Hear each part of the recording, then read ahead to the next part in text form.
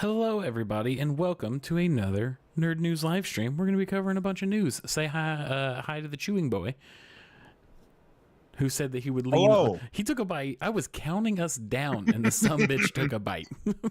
The disrespect. Hungry, man. This shows my dedication, if anything. You know what I mean? Like, hungry, cooked, got it, here, eating. That'd be all well and good if you said you didn't take a nappy before this. I had, dude. That is the other side of it too. I had to take a nap, man. It was one of those. I came home. I said, "Hey," I was like, "Hey," and then I just went and laid down. Like I didn't pet my cats. I fucking barely took off my shoes. Just because like work has been crazy lately. Yeah, I was at the Comedy Attic this weekend, and then I did a writer's circle, and then I did just like I haven't been like. I think it's been like 2 weeks since I've had any kind of time off. Nice. That's always fun. That's always good for the brain. Yep. And I get, I think Friday night is my night off. Nice. So that'll be good. Unless somebody's like, hey, do you want to do a thing? And I'll be like, yeah. And then we'll do that thing. And I'll do that thing because I need the money. I mean, no, things are great and I'm rich. Yeah. Do you have anything for story time? Nothing specifically. Like, I just had a really good time at the Comedy Attic. I've been trying to get into that club for 10 years, I think. And so it was one of those things. My buddy was like, hey, are you free this weekend? And I was like, I am. And you featured, yes. Right? Mm-hmm. Yeah, Who'd you dude, it was feature great. for? A really funny dude. I already was friends with, like, you know, when you do anything long enough, you end up meeting a lot of people in the community. So, like, yeah. I think we're already friends, or I worked with him in the past. But his name is Caleb Sinan. Okay. Really, really funny dude. Really, really funny dude. And the interesting thing is, like on the second show, Friday, that there's like I don't know if there's a miscommunication, but like the host had a family emergency, so the host had to leave. And they're like, can you, since I was middling, they're like, can you just close the show out? Which is like, hey, thank you so much, everybody. Check out the website, goodbye. Yeah. And I was like, yeah, that's no problem. And they're like, all right, light him at this time. And I was like, okay. And so I may have lit him early. He may have, I don't know what happened, but he got off and the wait staff was like, hey, we just dropped checks, which means they need about, yeah. So they're like, go up and tell that raccoon story. Cause I was on stage like, I didn't even tell this joke, whatever, da-da-da-da-da. And so the guy, one of the wait staff was like, go up on stage, just ask people to hang out and just tell some jokes. And I was like, oh, okay. And so I was up there and I think I did another 15 minutes. Which is always weird. Like, you're here to see, he's done, but I'm back, baby. Yeah. Well, it's like, that's 100%. Like, it's an intimate enough room that like they were like, oh hey. I was like, hey, they just need you to hang out with the checks real quick. Like, just don't worry. And everyone's kind of like, oh, are we just gonna have to sit here? And I was like, I got you guys. I told them the jokes, but like I did 20, and then I did 15 after the headliner, and in the middle of it, because I kept checking in, I was like, how we doing, guys? We get me we ready for this hell to stop? Yeah. And they just kept being like, oh, tell one more. And I was like, I told them, like, are we good? And like, tell one more. And I was like, okay.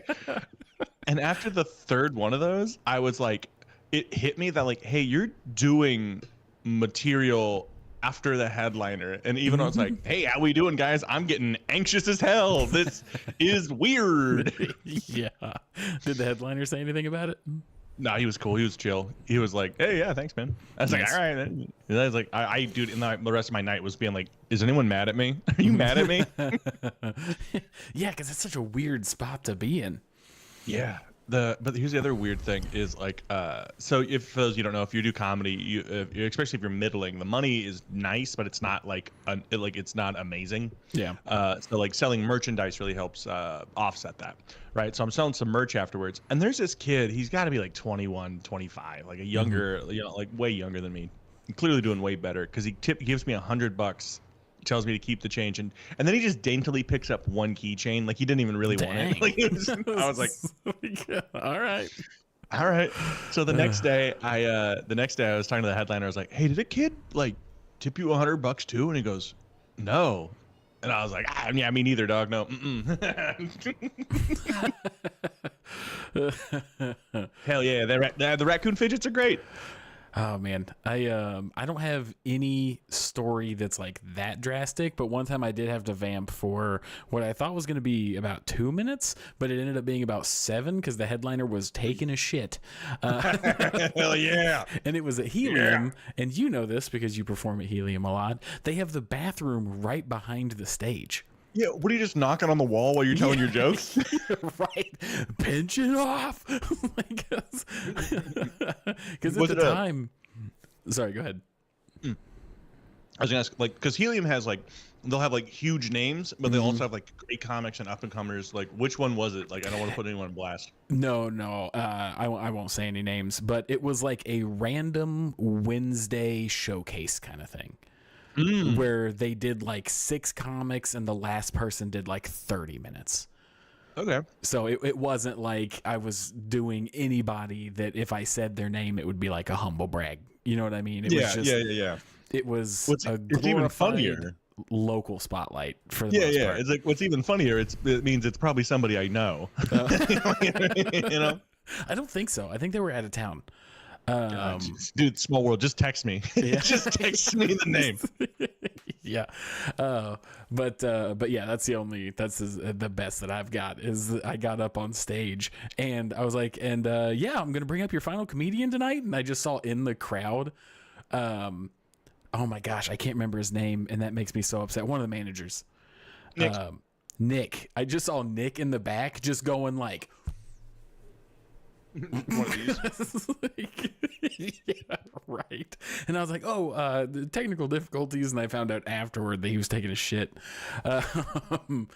But yeah, gosh, if it was 15 minutes I was doing, I would fall apart because that was early enough in my stand-up comedy that I barely had my like 8-minute hosting. Yeah.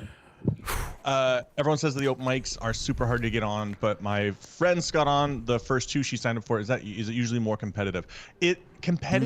Like specifically for the Helium one, I don't know if competitive is the right term because they get 100 people try to get it a week Right. at least, you know what I mean, and they get 30ish 25-30ish spots.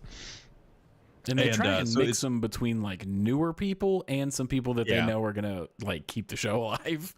Yeah. So it's hard to say. Newer people get on randomly, but like if I, not to be like me, but like I'm doing it a while, they know that like, oh, if Tyson goes up, it will hopefully bring some energy back in the room because some comics go up that are new, they just don't know what they're doing, or Yeah. it's just like people that watch too much Kill Tony and are like, you know what's crazy about this minority? And you're like, oh no. Kill Tony is such like I'm sure both of us could rant about Kill Tony for quite some Like, time. what upsets me is that like it can make like I would be doing nothing but bashing Kill Tony, but my buddy Dedrick just popped off because of Kill Tony, and he's Oh, a really? good comic. Yeah, dude, Nice. he went from. Dude, it's so funny because I had him booked on a show in October. The venue was like, "Hey, we're not going to do a show this month," and I was like, "No problem." And then he popped off in November, and I was like, "Well, never gonna get to book him again." Yeah. He is. Well, the crazy thing about Kill Tony is that when it comes to discoverability as a comic, it can be a godsend. Yeah. I'm not doubting the power of that show. The issue is that the way that it's set up and formatted, you don't need to be a good comic. You just need a good, minute? Yeah. Which is crazy. And they kind of like to have like wild personalities on it, so you don't even necessarily need to have the like a joke. You could just, but because like your whole shtick can be, you could be hilarious for 1 minute, Yeah. but then seeing it for 45 minutes to an hour, you're like, oh, Good get Lord. it. Yeah. Yeah. And same thing when it comes to like getting real, like harping hard on like a certain type of comedy is it's part of that. I think you've called it like the Rogan sphere or whatever. yeah, Rogan sphere, Where yeah. it's really just shock humor, but not like well crafted. Because I like shock humor. Some of my favorite comedians ever have been shock comedians. yeah. But it's becoming a shock comedian is such an uphill battle that when you see the uphill part of it, it comes off as just heinous. Well, it's like Jesselnick, I would say, he's such a good joke writer that he is a shock comic, but he has sort of transcended that by making sure it's just so good material that you can't help but laugh versus 100%. being like versus just being like, and I was having sex with this vegetable. Yeah. Boy, howdy, she got in a car wreck or whatever. You're like, ah, ha, ha, ha. 100%. He's definitely in the top 3. I think earlier Ralphie May was definitely shock humor. I think he got out of it more towards the end, where it became more of like shocking, funny stories rather than just like a pop. Yeah. And Ralphie May is like the whole reason I ever decided to be in comedy, which is hilarious because I'm the polar opposite of him comedically you could get. So probably. But yeah, just like you got to go through. I think Jocelyn even said in an interview that it was like people see the clips and stuff now, but I have had horrible nights where it's just I've had people despise me for years until I figured out how to write this stuff. Well, and it's that plus it's mixed with like when you're first doing comedy, you're kind of taking any gig you can. So I'm sure even in New York, you're doing all the New York stuff, but then there's like you go on the road to make money because you don't make money in New York. So all of a sudden you're doing like the rural upstate New York, and you're just at a dive bar being like, and so the joke of this is, I'm a bad person, and people are like, what the fuck? Yeah, because they're not in on the bit. Because you got to set up like a good relationship before you get that stuff out there. You can't just cold open with being diabolical. Yes. No. God, man. I heard a Jesselnick one today that even I was like, that's pretty good. I haven't heard that one. But yeah, okay. Yeah, that was it. I don't want to steal. I want to do his joke. No, yeah, I bought a tracksuit. That's the other thing I did. Yeah, I can see that. Yeah. You running you running circles or something? What's the tracksuit for? I was like, this could be a fun character. That's just as far as I got with the character. Really getting into your Russian side, or it's honestly very comfortable, which is nice. You've been squatting a lot lately, or I already could Slav squat. Nice. Let me show this off real quick.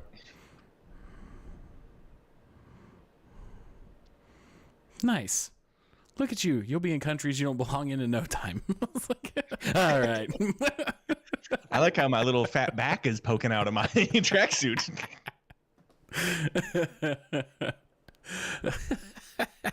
Well, anything else you got for story time, or you want to start getting into some articles?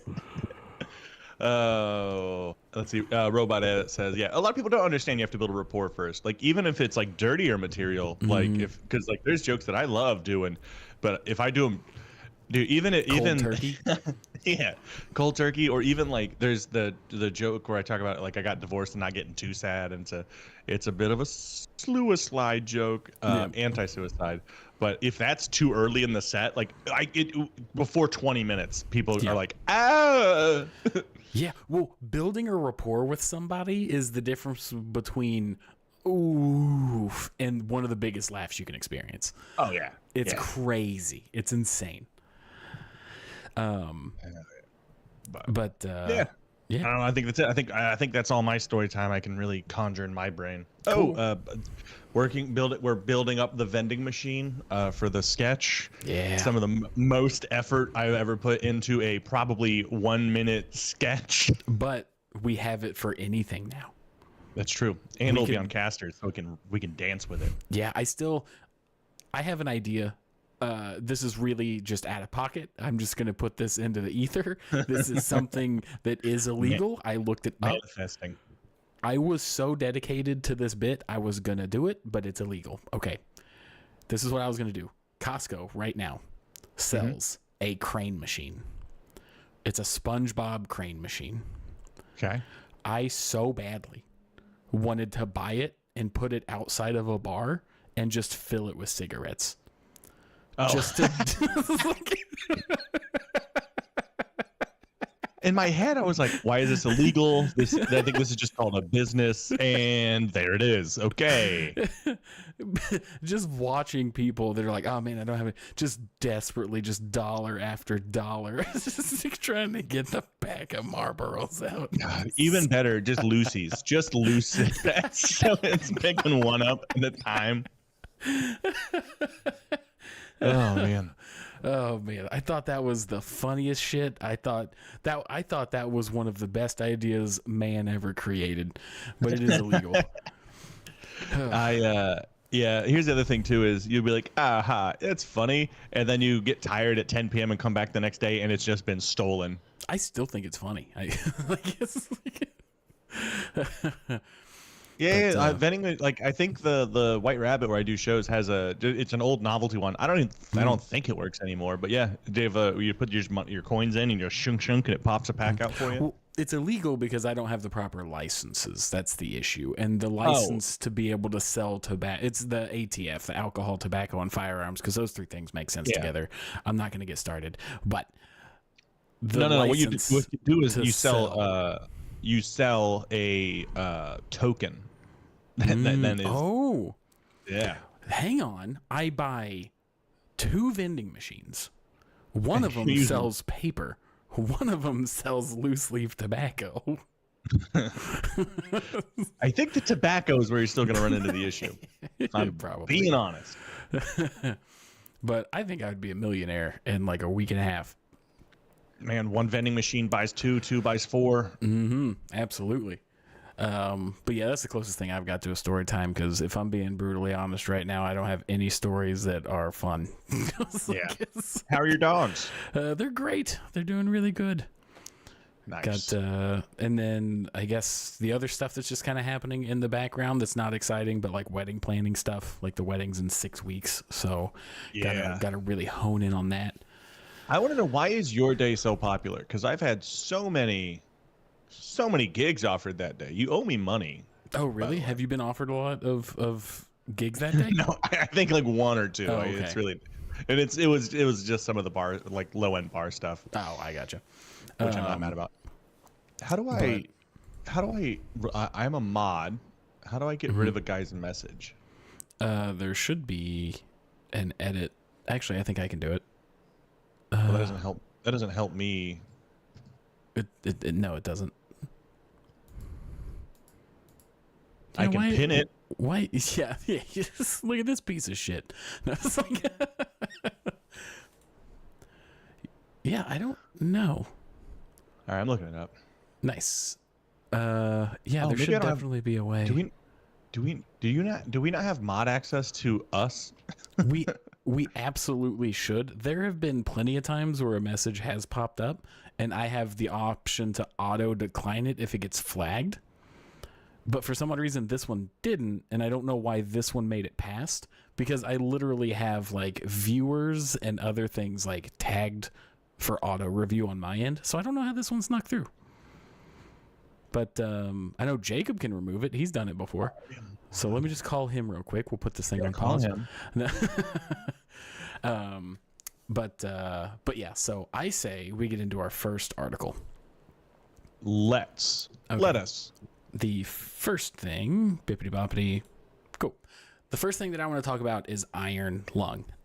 I think I think as a creator in any capacity that isn't like Hollywood famous, this should be like a beacon of hope.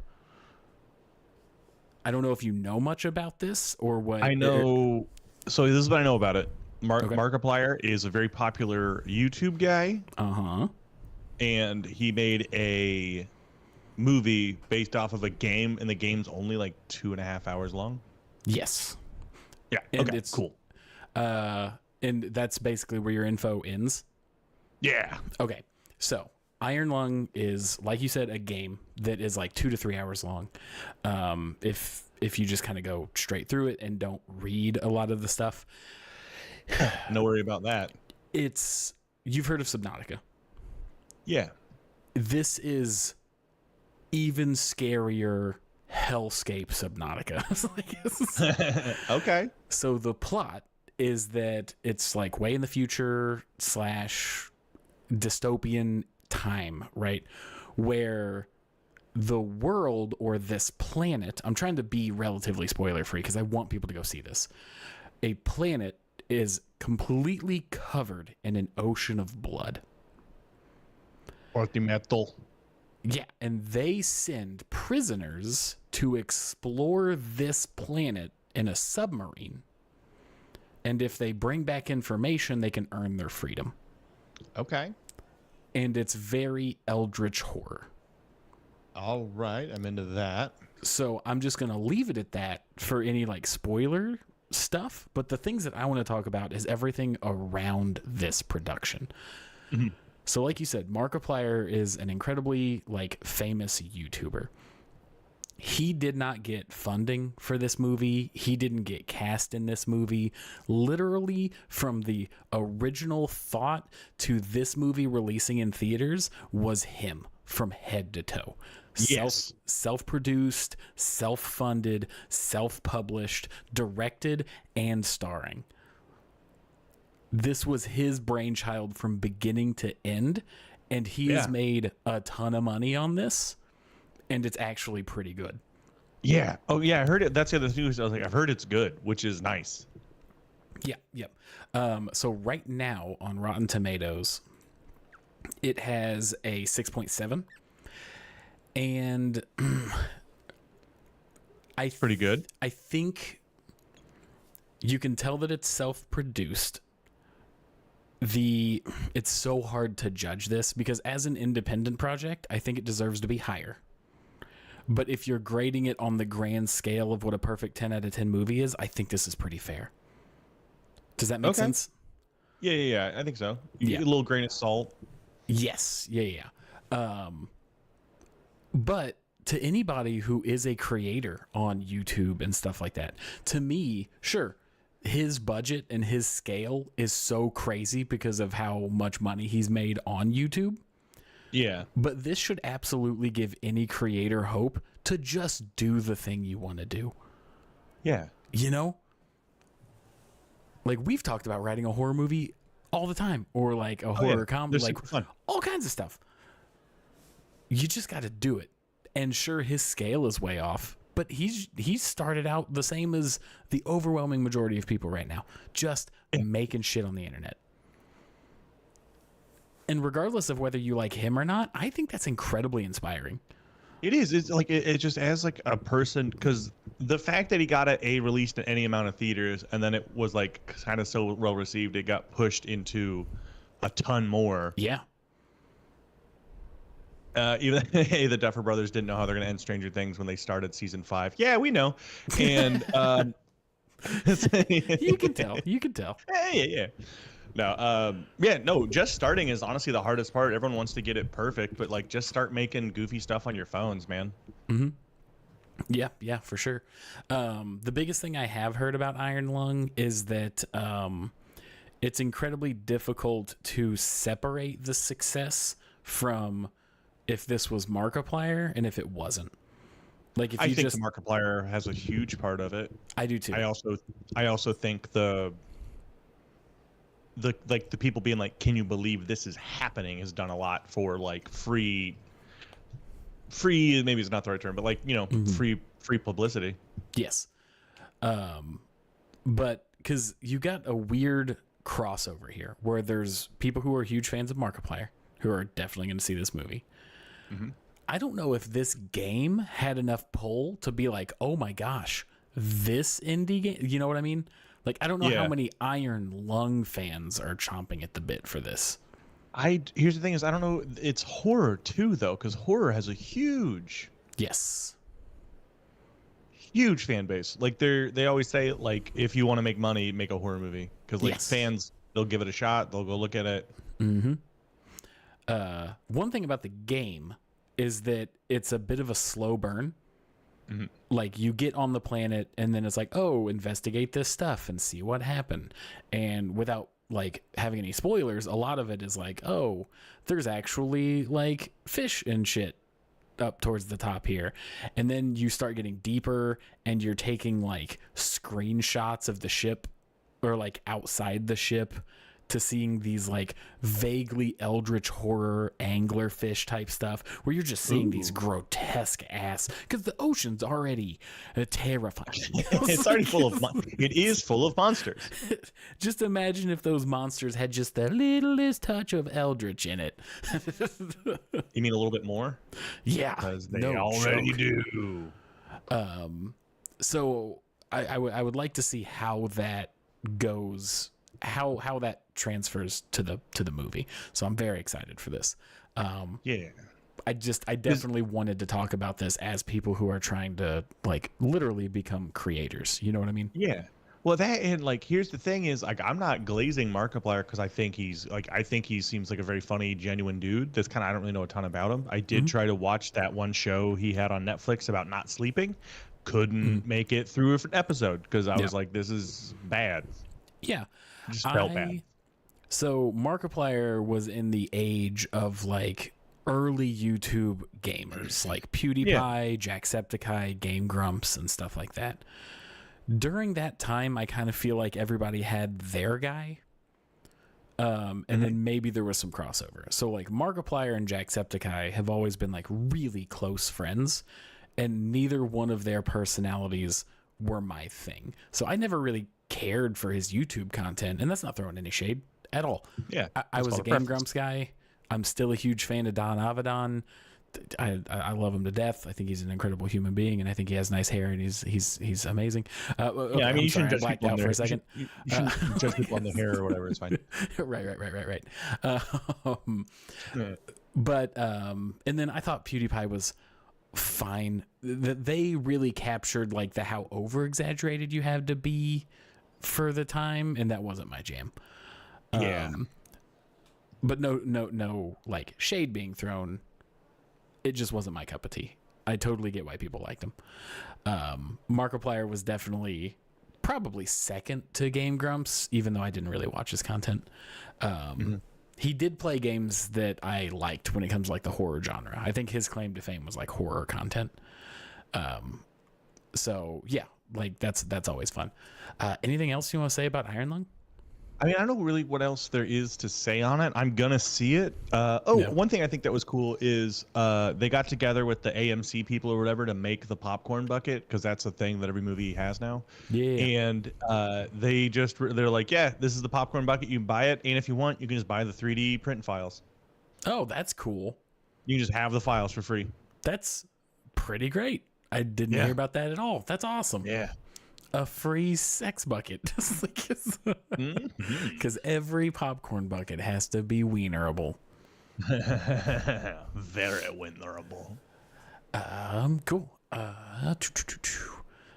going to go ahead and talk about Code Vein next. Sweet. I don't know much about that. I might get a glass of milk while you do that. Okay. A nice glass of milk to help settle that pizza tummy. Yeah. Nice big glass of milk. So, all right, hard cut. I'm going to talk about Code Vein 2 for a little bit. All right. I am going to grab that glass of milk. I will be right back. Okay, yeah, no problem at all. To anybody who liked the first Code Vein, you're going to like this one, but it feels different. And I don't know how else to describe it, because I'm having fun with it, but I'm also at the same time weirdly disappointed in it. And I hope I can clarify that a little bit better. Maybe once Tyson gets back, he'll kind of like bounce off and understand how I'm trying to portray this. Code Vein 1 was very fun, and it was made at a time where you couldn't like throw a rock and hit a Souls-like everywhere you looked. So it was a good introduction to like, oh, other games can do Souls-like. In retrospect, everybody has a Souls-like now for some odd reason. But Code Vein did it really well right off of the heels of FromSoft doing it.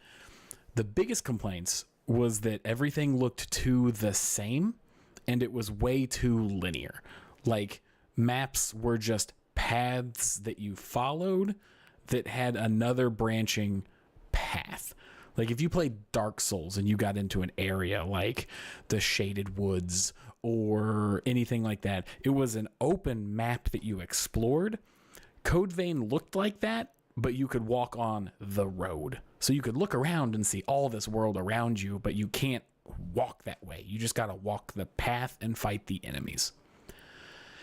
And areas looked very similar, and it was easy to get lost, especially at the cathedral level. If you've played Code Vein 1 and you're watching this in retrospect, leave in the comments how long it took you to get through the cathedral, because it just was a white blur of a mess of a map. Like, I mean, isn't that kind of what Dark Souls has a bit of that too? Like, I wouldn't have found this one place in Bloodborne if I didn't watch a video, because you have to walk off a moving elevator. Like, hey, go kick rocks. That's not mechanics. So, well, I'll defend that. I'll defend that. Of course you will. Things being hidden and optional is different than the main path being a convoluted mess. You know, like you shouldn't get lost getting to A to B, but you can get lost in all the secrets that are hidden between A and B. Okay, yeah. You get what I'm saying? But the thing I had to walk off the thing was to get to the next area. Did you pay attention? No. Well, like,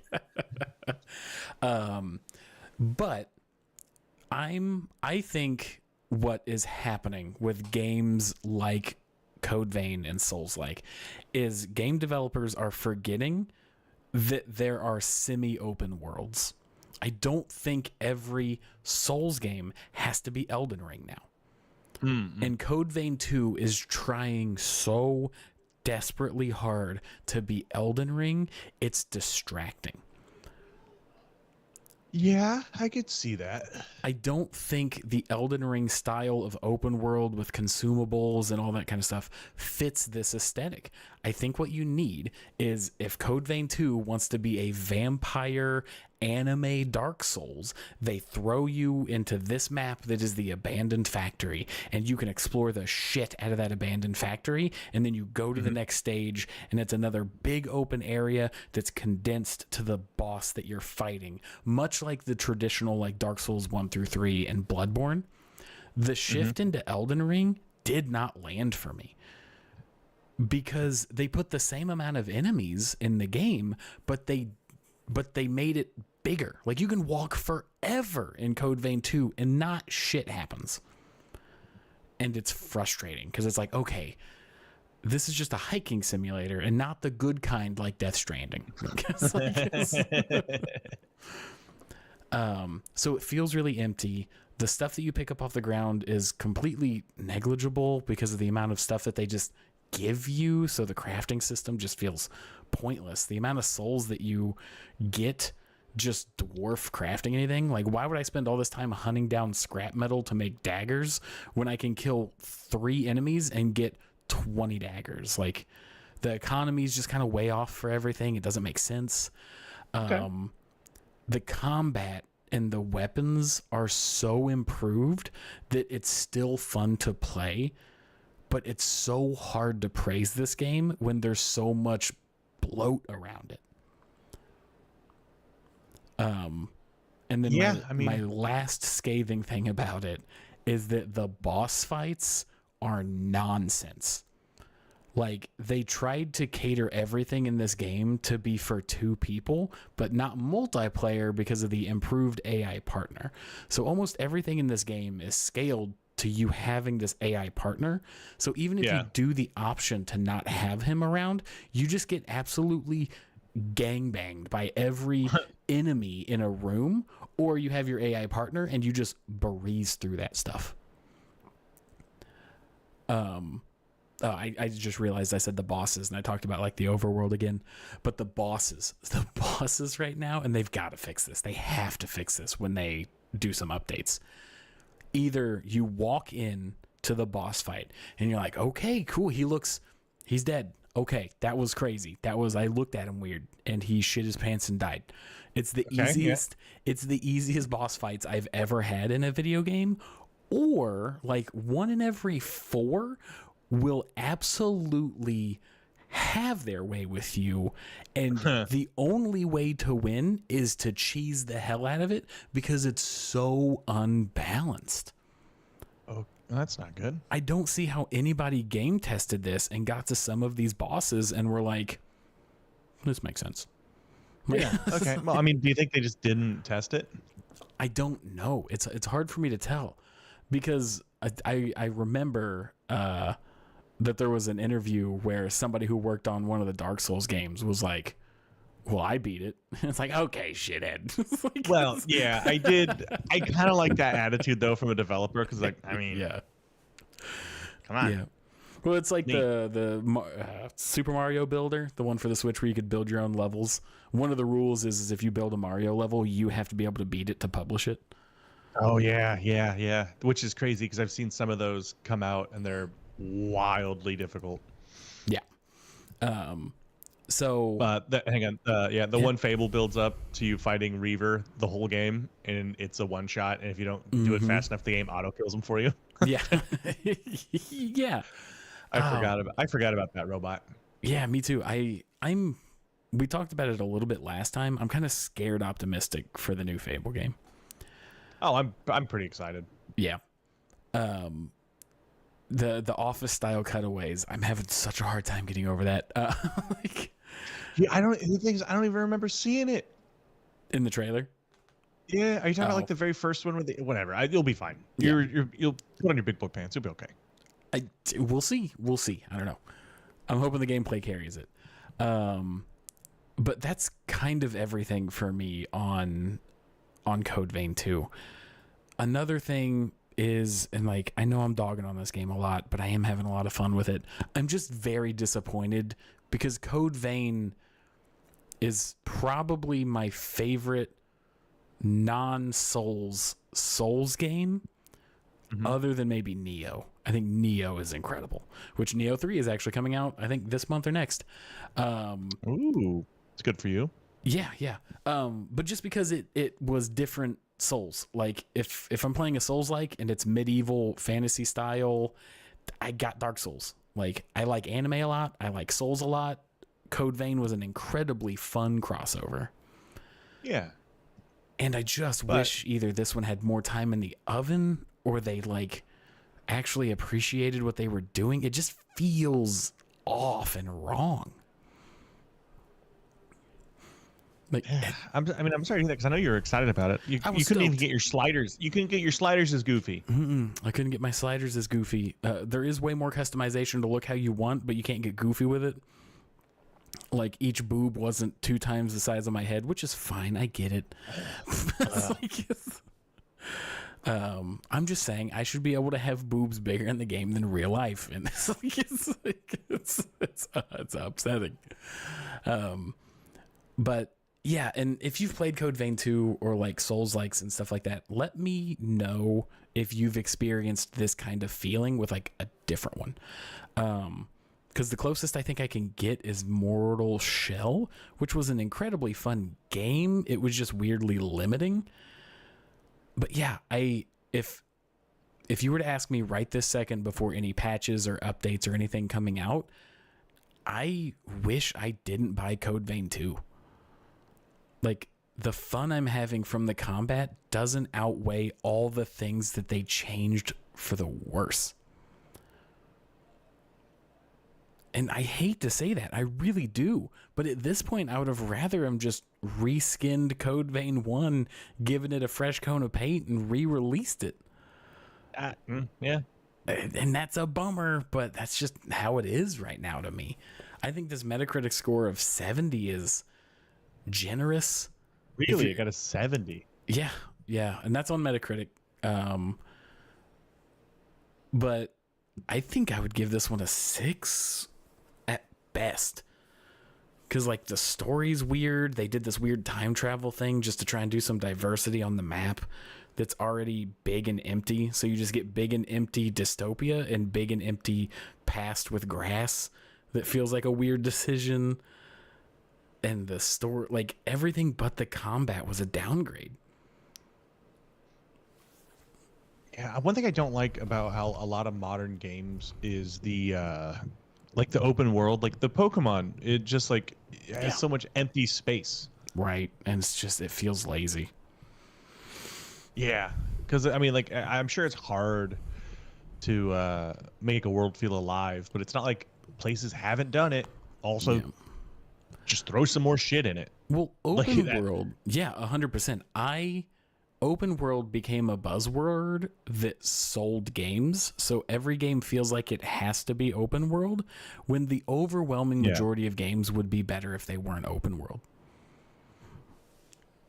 That's Yeah. just, I mean, if you have a good open world like Elden Ring or something like that, it makes game experiences incredible. Fallout does a really good job of packing every corner of the map with something to do. Yeah. But when my objective is 300 meters away and I fought 4 enemies on the way and picked up like a cabbage, what are we doing? You're enjoying a cabbage. Yeah. But yeah, I think a lot of games would just really benefit from just dropping the open world tag. I mean, I think one of my hottest takes when it comes to open worlds is that I enjoy the traditional Zelda games more than I did Breath of the Wild and Tears of the Kingdom, because the open world just didn't do it for me for those style of games. I liked them. I didn't like the durability and you breaking your weapon. I know it's always Yeah. kind of been a thing, but it seemed to be extra bad. Whatever. Well, I mean, it wasn't a thing in any other Zelda game with the exception of like unique weapons, yeah. like the Goron sword, got that mixed up. Gorgon. Yep. Oh, Rockman. Garth Union says that we are awesome. Keep it up. Thank you so much. I was on YouTube. Ah, thank you. Glad to have you. What if I was just like, what the fuck does he know? Right. Don't you tell me how good I am. Fuck you. We're done. We're quit. But I mean, my favorite 2 Zelda games of all time are Twilight Princess and Majora's Mask. I just think semi-open world goes way harder if there's actually shit to do in those areas. Yeah. Yeah. I mean, like again, it makes it feel alive. Like I remember Majora's Mask and Majora's Mask, Ocarina of Time is both just have these great. You go into a village, stuff is happening. Yeah. Like even if you're traveling, there's stuff to like avoid and do. Oh yeah. Huge fan. And Breath of the Wild and Tears of the Kingdom had very good packed open worlds. I'm not saying that at all.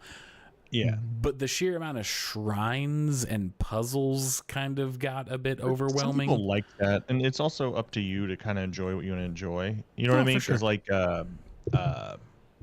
Aaron loved them, beat the shit out of them. I think she Yeah. got all the Karaka seeds from the first game, which is like 1,200. Like it's so many. She many. earned that giant pile of shit.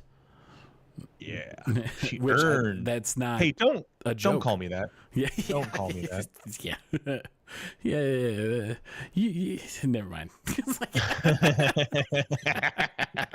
It's always really funny when the good friend almost slips out on like I don't know if we can do that online. Oh, ooh. That was 100% what it was gonna be. Yeah.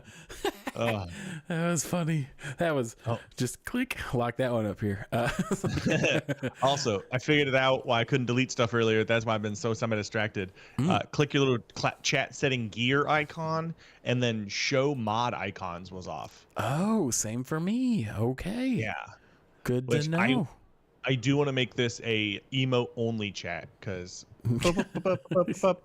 do hieroglyphs.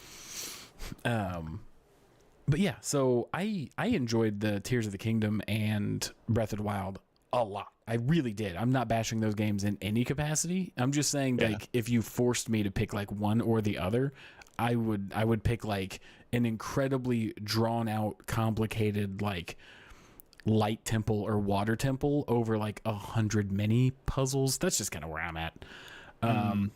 But I enjoyed both of them a lot and beat both of them bigly. I don't know. Bigly. Large, bigly. Yes. So that's just kind of where I am with Code Vein 2. It was a big long rant to say I'm very disappointed. But I can't deny that when you get that actually good tuned in fight, it's fun. But Like when it's good, it's good. When it's good, it's good, but that's not very often. I've beaten, I would say 10 or 12 bosses. I've only been able to play the game like 12 or 13 hours, and that's being generous. I literally just boss hopped to just get as many boss experiences as I could. And I would say 2 of them, I thought, damn, that was excellent. Okay. Which is not a good ratio. It's not a good ratio. It's just, man. Garth just, oh man, he sent a lot of emojis. I see. It looks like, looks like a volcano's exploding. We're all they're all watching in horror because there's that popcorn bucket. Yeah. Yep. Nice. I did it. I solved the riddle. 0 out of 10 boobability. That's maybe it's more like a 3 out of 10. If you look at the clips from the first game, it's egregious. It's like okay, we get it. That's funny.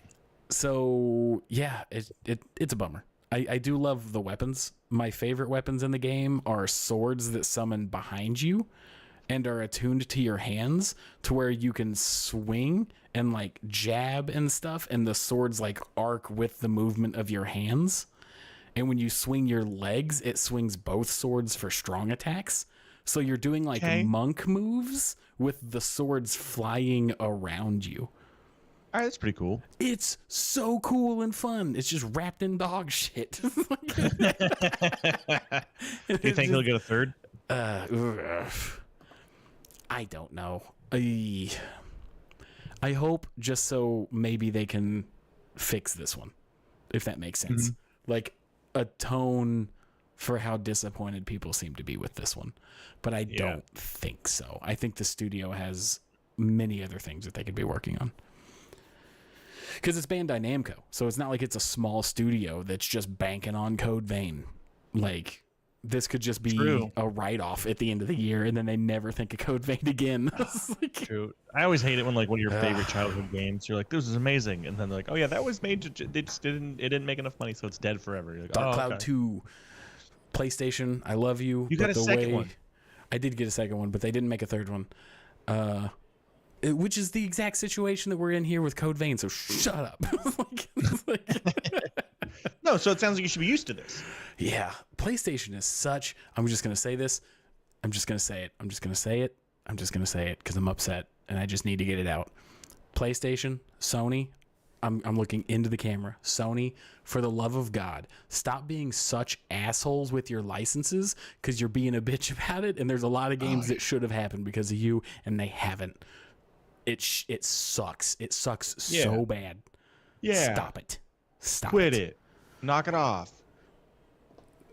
That's it. That was just, it's frustrating. It's like, there's like 3 games that are just beloved to me that PlayStation's like, no. We did a joint thing with a cool studio, and now we're just going to death grip that shit until it dies. I'm like, but that's all I got for Code Vein 2. Which was a lot. It was definitely more than I was thinking. I should have got a second glass of milk. You should have. You should have. A long one. That's how I delineate time. Is in glasses of milk. I just think you got to get stronger opinions. I think that's just really hone in on that anger. That's what gets me through. Curdle the milk. Let's move on to just some upcoming... Actually, what would you like to talk about next? We've got some upcoming movie releases. We have a hilarious Jurassic Park trailer that is getting shit on pretty hard. And then... it's out. I thought it was... All right. It was...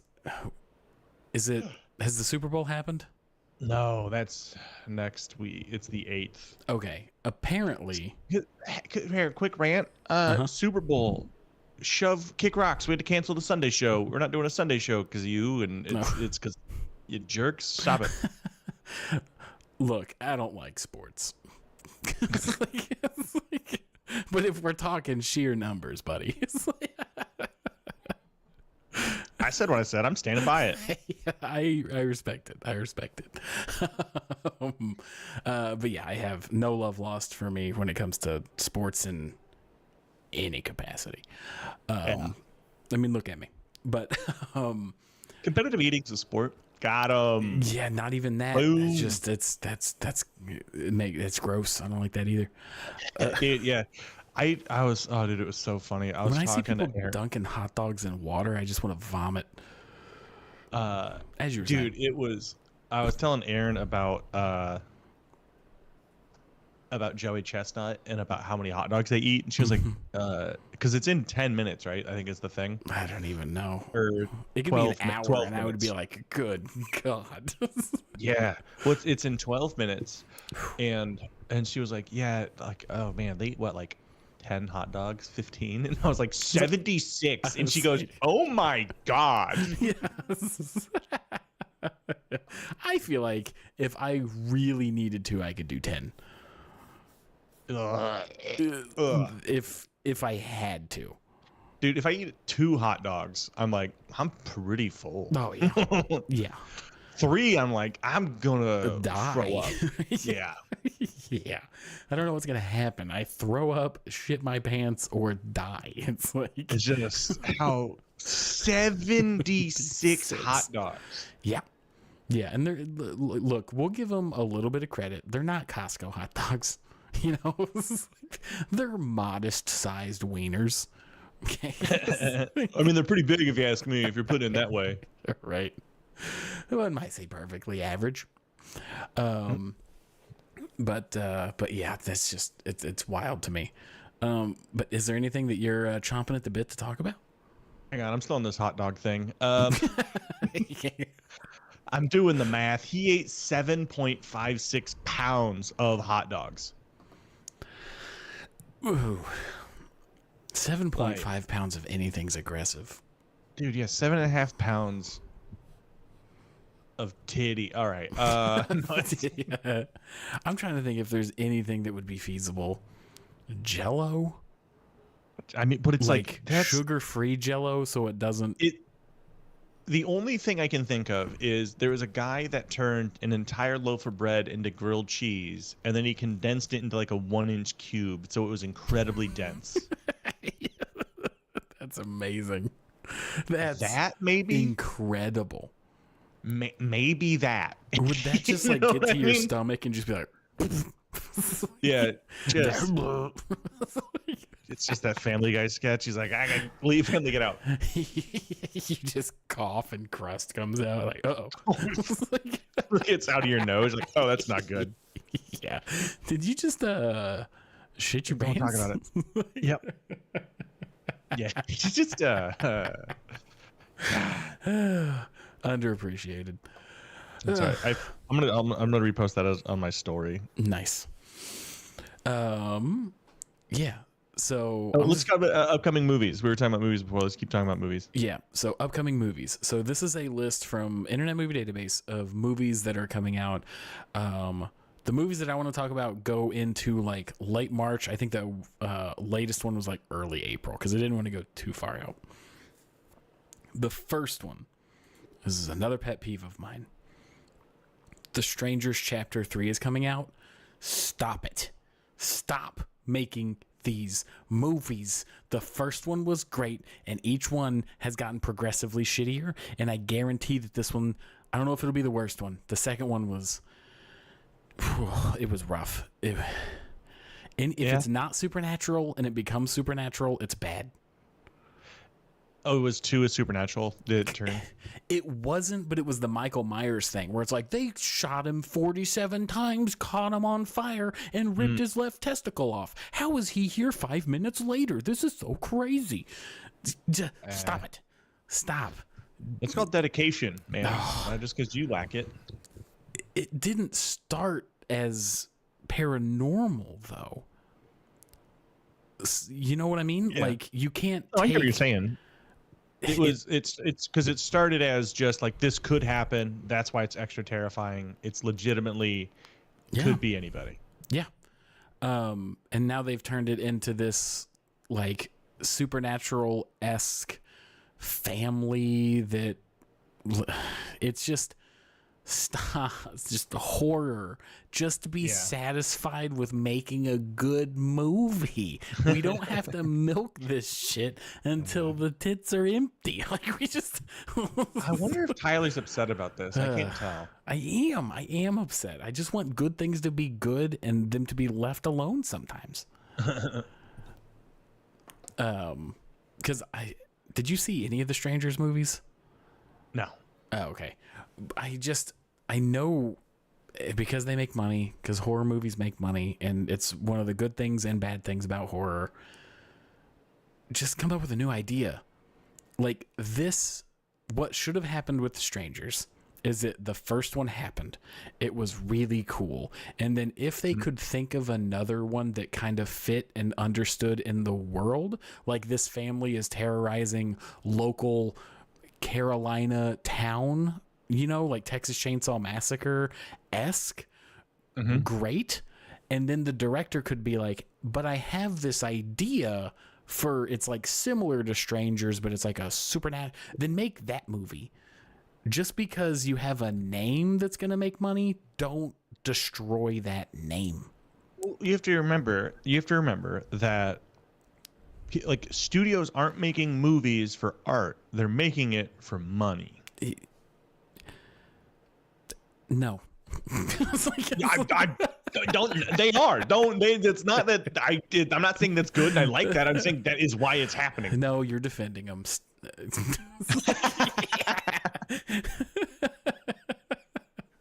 But I'm actually against them.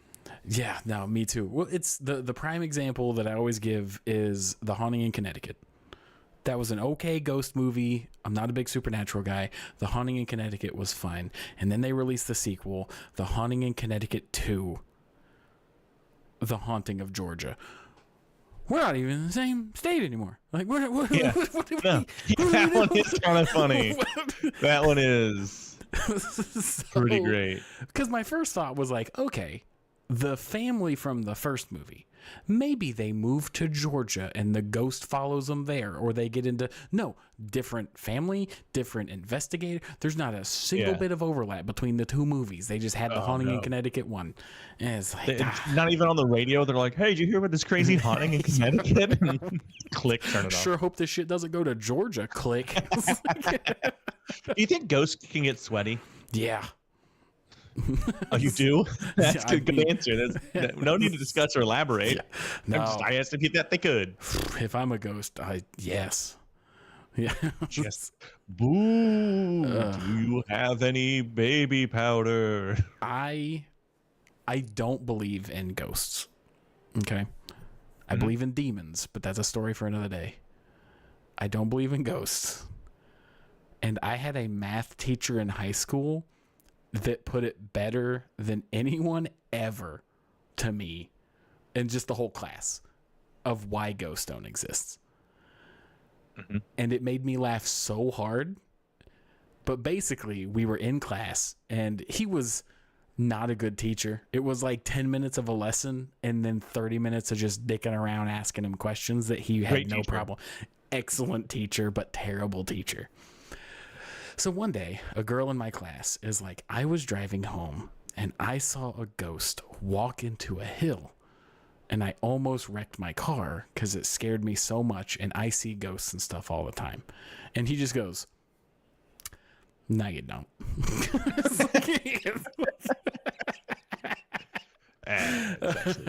That's absolutely untrue. And then we were like, I almost said his name, but I won't in case he's still a teacher. Mr. Well, why don't it's not like you... he supports you that much. He's not watching right now. That's a Piece good point. Of shit. Yeah, right.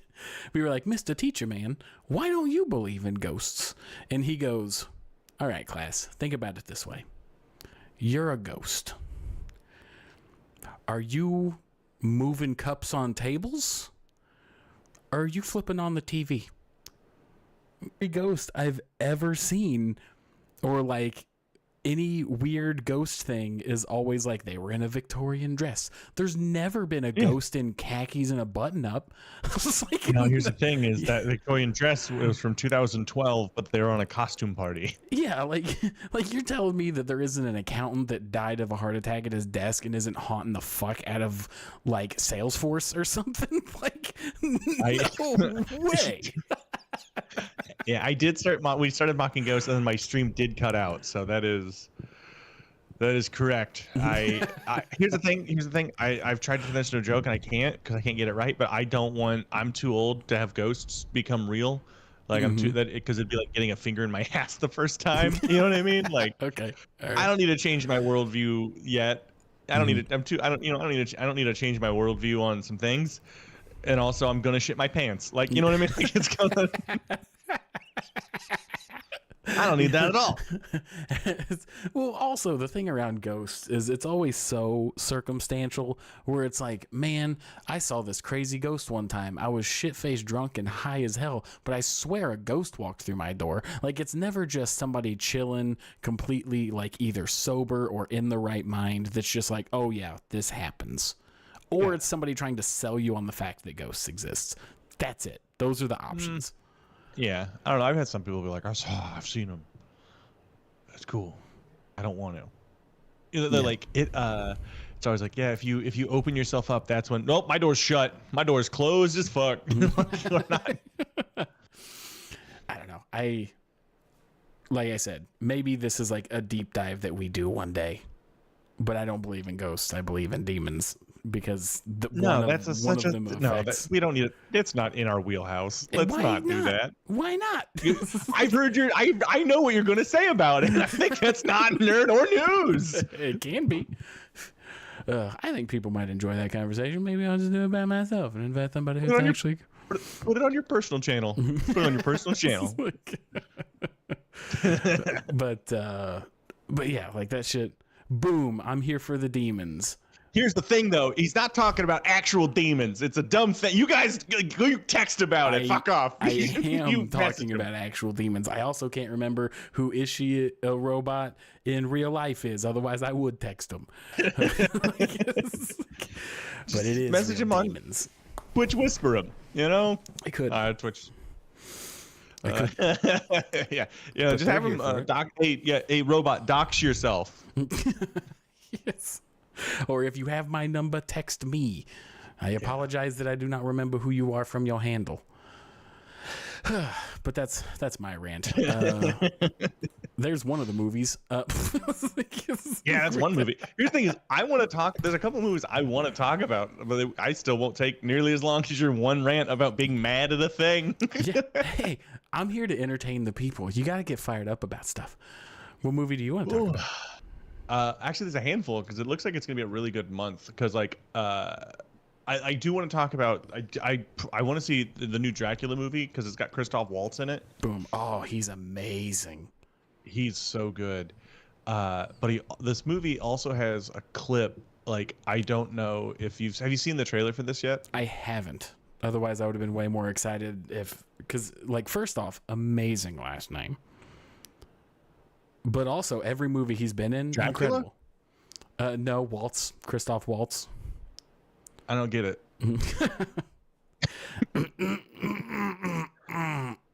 I don't. Are you shitting right now? Yeah. No. Like the movie looks super good just in general. Like Christoph Waltz looks like he's like this like investigator, and he's kind of taking like he's very like. I'm trying to think of it like matter of fact about like there's a scene that I'm talking about specifically. It's like a lady, and he's like the vampire will do anything to get you. Okay.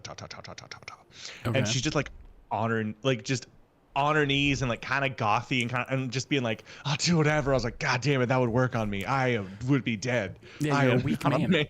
I'm not a man of strong convictions. This is why, of all people, you need to believe in demons, Tyson.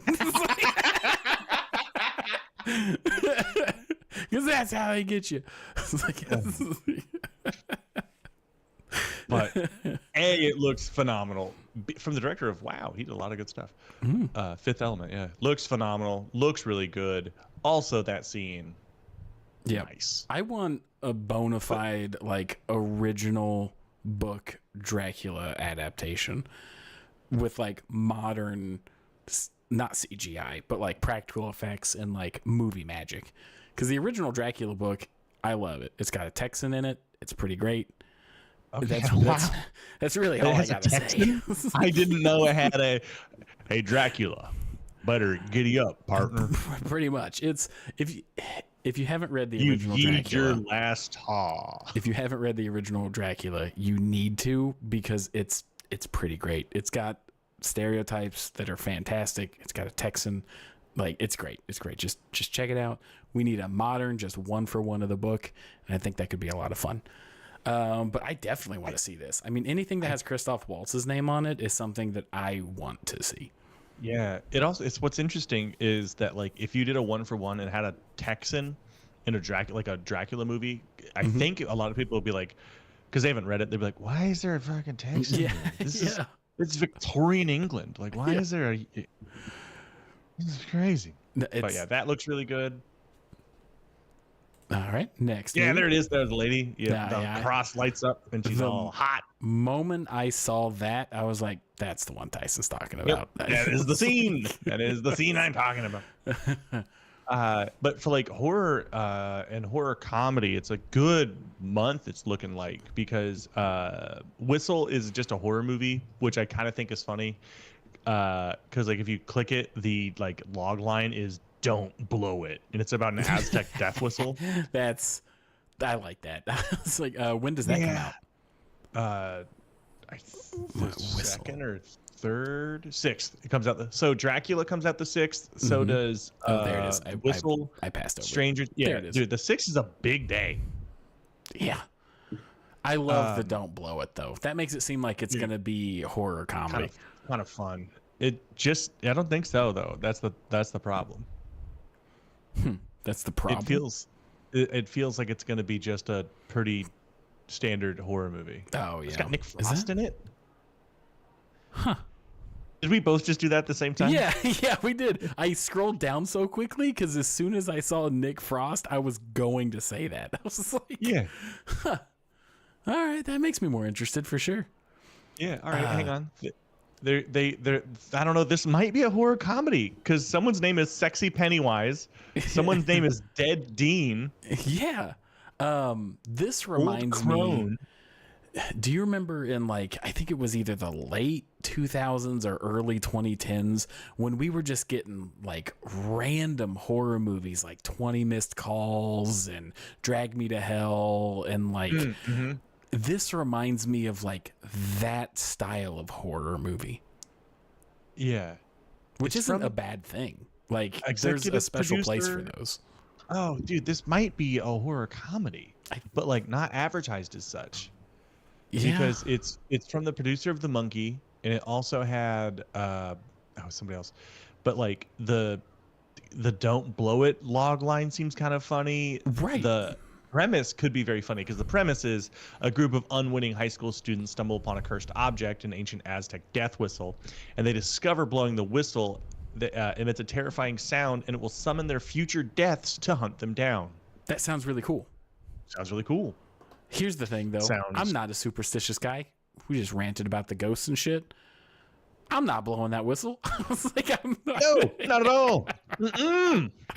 I have no need. I was like, I'm like, cool, that's not real. And then they'd go blowing it, and I'd go, no. No, yeah, I'm not gonna do that. I'm not. I don't want to. It looks pretty. I got a cold sore. You guys want me to do that? And Yeah, I'll give us herpes so fast. yeah, dude. Like, where'd you get it from? A thrift store? And it looks unclean. I don't think I will put my mouth on that. Actually, Yeah. I mean, this looks good. Yeah, Other that good looks movie. really fun. Cold Storage, which this is a dark comedy, a horror comedy. Okay. It's got Liam Neeson and Joe Keery. You know, Steve Joe from Stranger Keery. Things. Okay, cool. Yeah, and Georgina Campbell, which I'm not sure what she's been in, but it's like Yeah, just 3 people. Let's see. When a highly dangerous fungus escapes from a secret lab, a former bioterrorism agent, Liam Neeson, is called back into action. Along with 2 young employees, he must confront an invisible and out of control threat. Like, it seems Just goofy.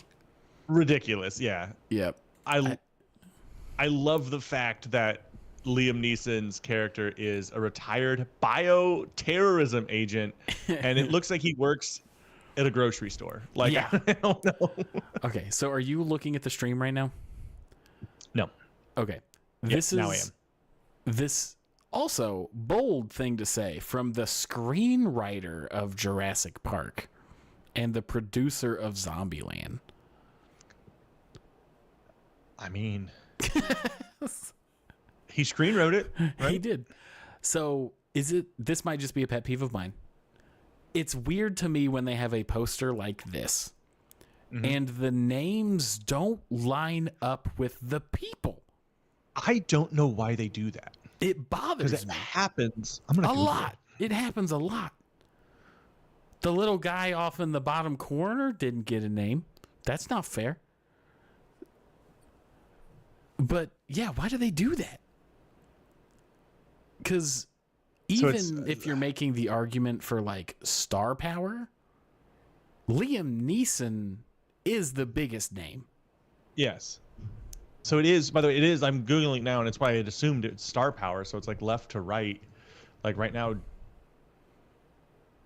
I don't know. It's contractually obligated. Maybe it was like one of those things where it's contractually obligated. So maybe it was one of those things where they get paid extra, like they get paid less, but they move the name over, or like they paid in to get their name. It's Yeah, so I don't know.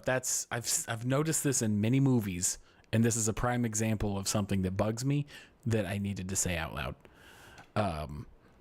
But yeah, I don't like. I don't care. Just swap the people, or swap the names. Like, who approved this? Because they need to be fired. Like, just stand on the other side. Yeah, right.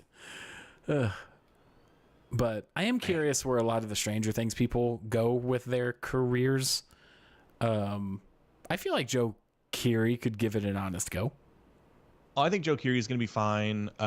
Millie Bobby Brown's going to be fine. I hope. I mean, Dustin's doing Broadway stuff. Yeah. Clark's doing fine. I think Mike is not going to like. I don't think Mike's going to be doing all right. No, or Will. Sorry, Will's going to. Yeah, he was rough. Yeah. He seems like a child actor that just doesn't want to act anymore. That's kind of how I felt about Will. Yeah. What's Will's name? We looked him up last time. I know. That's not a good sign. Like a week ago, we looked this person up and we can't remember again. It's Noah something. Noah Schnapp. Yeah. I mean, he's been in a handful of stuff, and let's see, net worth about $3 million. Like, that's the thing, is like, I wouldn't, if I was him, I didn't want to act and I didn't love it, I would just take my $3 million, I'd invest it, I would just live a normal, quiet life off the dividends and get into like woodworking or whatever, you know? Yeah. Yep. On YouTube, Garth says that good luck, have fun, don't die looks interesting, and you really can't go wrong with the Sam Rockwell. That was one I was going to bring up as well. That was going to be the next one I talked about. Sam Rockwell, one of my favorite people to watch. He brings a lot of fun and energy and uniqueness to every role. This seems goofy. It seems weird. I love that it's a sci-fi movie. I can never get enough of those. Mm-hmm. Garth, did you ever see the movie God, it's like looking for someone to time travel with. You know what I'm talking about? While you look that up, I'm going to go on a little fun story about this. Macy and I went to go see an anime movie. It was when we were going to go see, when we did see the Chainsaw Man movie. They advertised this in the trailer, and I saw the trailer, and as soon as it ended, I looked over at Macy and I go, "This looks really fun." And she goes, "That looked terrible." I was like, that's funny. But I think this looks incredibly fun. Maybe this is just a me and you date night, you know? Ooh. I could eat popcorn. We've got Drew Conclusions. It says safety not guaranteed. Yeah, that's it. Safety not guaranteed. Yeah. Nice. By the way, what up, Drew? Yeah, that one was another fun one because it's about time travel. It was Mark Duplass, the guy from Creep, and Aubrey Plaza, I think. But it was based because somebody did put a real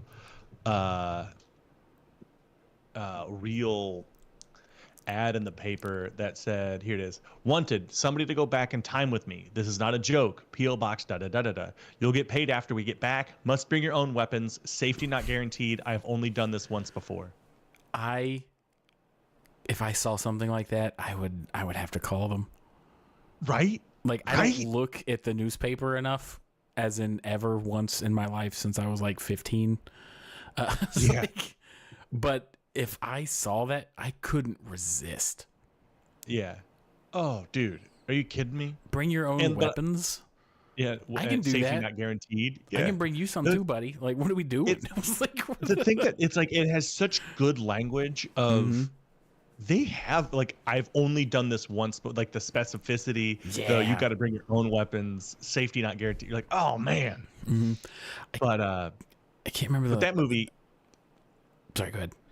Oh, you're good. I was like, but that movie ends with like, I can't remember if it's ambiguous or not, but like it was kind of the whole thing is like, is this guy crazy or not? But this one seems like, yeah, some shit's going down. Like there's some stuff happening. Also, Zazie Beetz is in it. She's great in like everything I've seen her in. I've only seen her in like 3 or 4 movies, and they were all phenomenal. She was great as Domino. Oh gosh, I was so disappointed that she wasn't in Deadpool 3. That was one of my biggest gripes about Deadpool 3 is that she wasn't in it because she was so good in Deadpool 2. Yeah, she's the highlight. The luck based travels highlight. Yeah, well, oh man, I completely spaced. The villain turned hero in Deadpool 2. Cable. I was wanting to say Kane, but I knew that wasn't right. But I could remember that actor's name. Josh Brolin. Which is, yes. But people were like, oh my gosh, that sucks that he's not in it. And I was like, yes, but Domino. Like her whole scene was one of, if not the best part of the movie. Yeah, it was super fun. It was a really great example of like showing and not telling. Yes, she was excellent in Joker, the first Joker movie. We don't talk about the second one. First? Yeah, she was like the girl that he was crushing on and had like the fake relationship all in his head. Oh, right. Yeah. But everything I've seen her in, she's been really good. And the first time I saw this trailer, I didn't even notice it was her. And I just noticed it on this like watch of it. Yeah. I mean, it looks like a fun time. She's great. Like, so, I mean, February's looking like a really good month. For movies, yeah. Yeah. Because, so here's another thing. Like, I don't want to get too long in the tooth here. There's one more movie I do want to talk about a little bit more, but there's 2 more horror movies. Scream 7, that's another one. I'm just kind of going down the list here real quick. Yeah. So like anything specific about Scream 7? Because I was kind of disappointed in Scream 6. I haven't seen. I think I've watched Scream 2. And I've missed the other 6, 5. I just want to talk about Scream 7. I haven't seen one since '98, but I thought it'd be important to bring it up. No.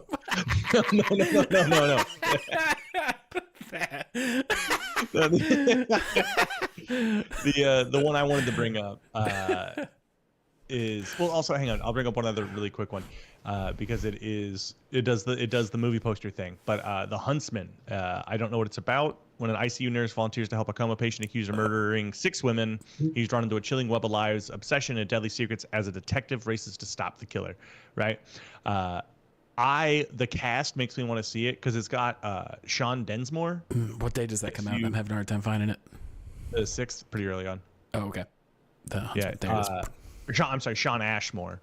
And what's that name? Garrett Dillahunt. Like, he's a character actor, but like both are great actors. Like, this seems like it'd be a pretty good movie to watch. Like, if you like intense like crime. There's also 4 names and 3 people.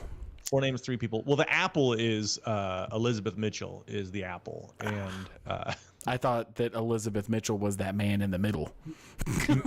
no, his name is Elizabeth Jesse Mitchell Stram. That's his. Right. He's got. That's his full Christian name. Yeah. The one I wanted to talk about though is called Nirvana the band, the show, the movie. Okay.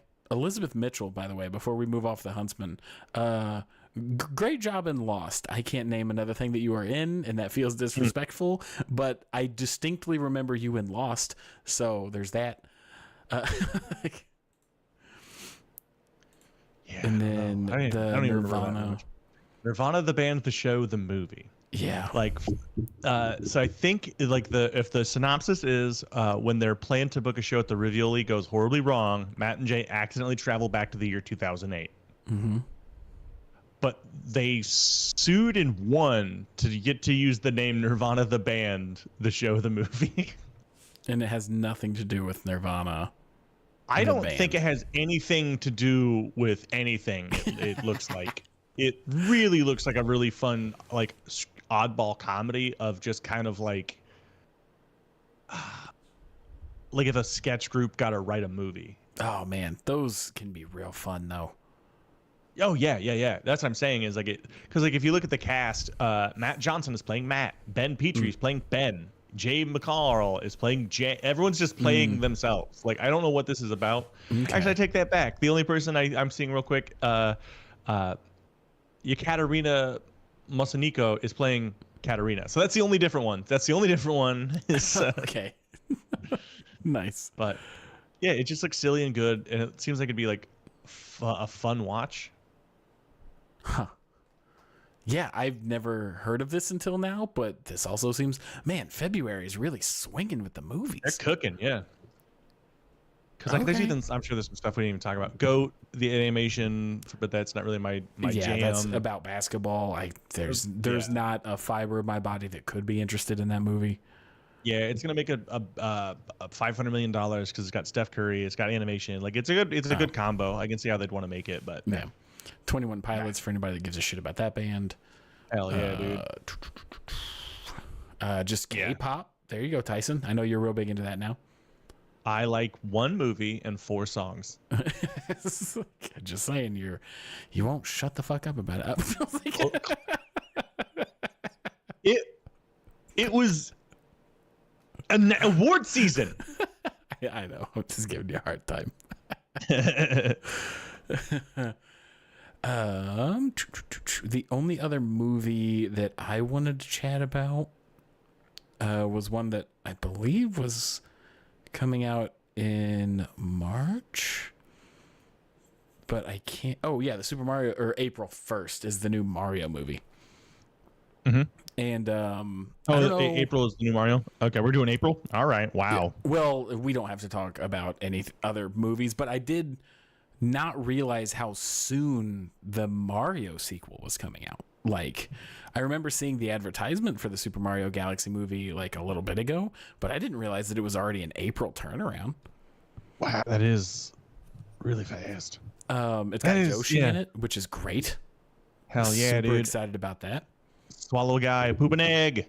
Yeah, swallow a guy, poop an egg. And then I don't know how I'm almost more curious about this one than the first one, because it's the Super Mario Galaxy movie. Yoshi. Yeah, which I mean seems fun. Yeah. Oh, yeah. It definitely seems fun. But there's a moment in this trailer, and I'm just going to skip to it because we're not going to spend a ton of time on this. But hang on. I got to find it. Oh, right there. Boom. So here's the thing, okay? In Yoshi's Island, you are Yoshi taking care of baby Mario and baby Luigi, right? Yes, dude, Yoshi's Island was one of my favorite games growing up. It's so much fun. Baby Mario and baby Luigi are right here.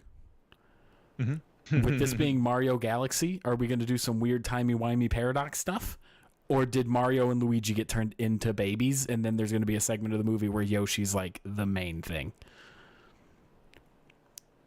I mean, Yoshi's got a gun, so I'm in. Yeah, for sure. He's strapped. Look at him. Yoshi's got his glizzy, dude. He is ready to handle business. Yeah. His glizzy? That's a hot dog.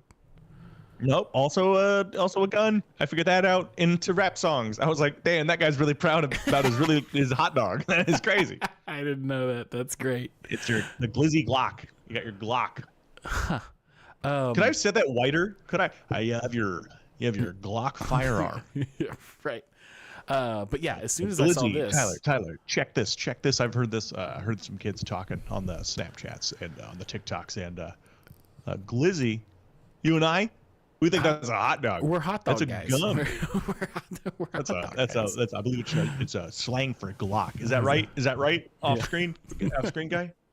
I'm getting a thumbs up from our producer. Yeah, which is Isn't that me. just crazy? Yeah. But yeah, as soon as I saw this, I was like, ooh, that's a good question. Weird paradox thingy, or they get turned into babies and Yoshi's got to turn them back to normal. I think it's that one. I hope it's that one because I would love more Yoshi. Yeah. I also am so tired of time travel. I hate to say it, I'm getting to the point where if time travel's involved, I don't want to watch it. It feels so drawn out. And unless you do something really fun, like that movie that we were just talking about, the Don't Die, Have Fun, unless you're getting real goofy with it, where the point is how ridiculous it is, I'm so over time travel. Yeah, I mean, like, you could do some fun stuff with it, but you got to have some fun. It's been done. Same with the multiverse. We're done with the multiverse. Get the new idea going. I think it was Conan O'Brien. I don't know when he said this, but he was like, for him, he was like, it's portals. If I know that portals are in a movie, I know that the writers just didn't want to think about how to get Act 3 going. Oh. And that's a good point. I think that's a good point. That is one of the hard things is like, I've written scripts and we've made videos and we've, written story, we do all the stuff like, so it's all, writing is all kind of like in its same wheelhouse. And once you kind of start to understand like the structure of stuff, like you start to see it. Like if you love just like popcorn movies, don't read the book, Save the Cat, because you'll go, oh, yep, this is it, beat by beat, perfect. It was like, if you've ever watched a movie and it's felt like you've watched that movie before, it's because it's following the exact formula that gets movies made in Hollywood. It's 90 pages long. It has X, Y, and Z. And then at this point in the movie, it either, if it's going good, it goes bad, and then it flips at the end. Or if it's bad, it starts to go good, and then there's a tragedy, and it comes. You know what I mean? Like, it's a very formulaic. Yeah. I actually just experienced that feeling in a manga that I'm reading. Oh, no. So, but not in... because it's funny because you can think that, and then if they tweak your expectation, it can be like, oh, good job, Yeah. But right now, shout out to my wonderful wife who told me to read this. I am reading Alice in Borderlands. Have you ever heard about that? I have. I know it's a really good series, I think, on Netflix as well. Okay, I know it has a live action adaptation on Netflix. I do not know if it's good. I have not seen it. I'm waiting until I read the whole series to watch it. Mm-hmm. Without getting too deep into this, because it's a side tangent, Alice in Borderlands has one of the coolest concepts that I think they are executing incredibly well. Long story short, you get it's kind of isekai, but not an isekai. You wake up in a strange place, what feels like a new world. You find out it's not a new world. Just like almost Truman Show-esque.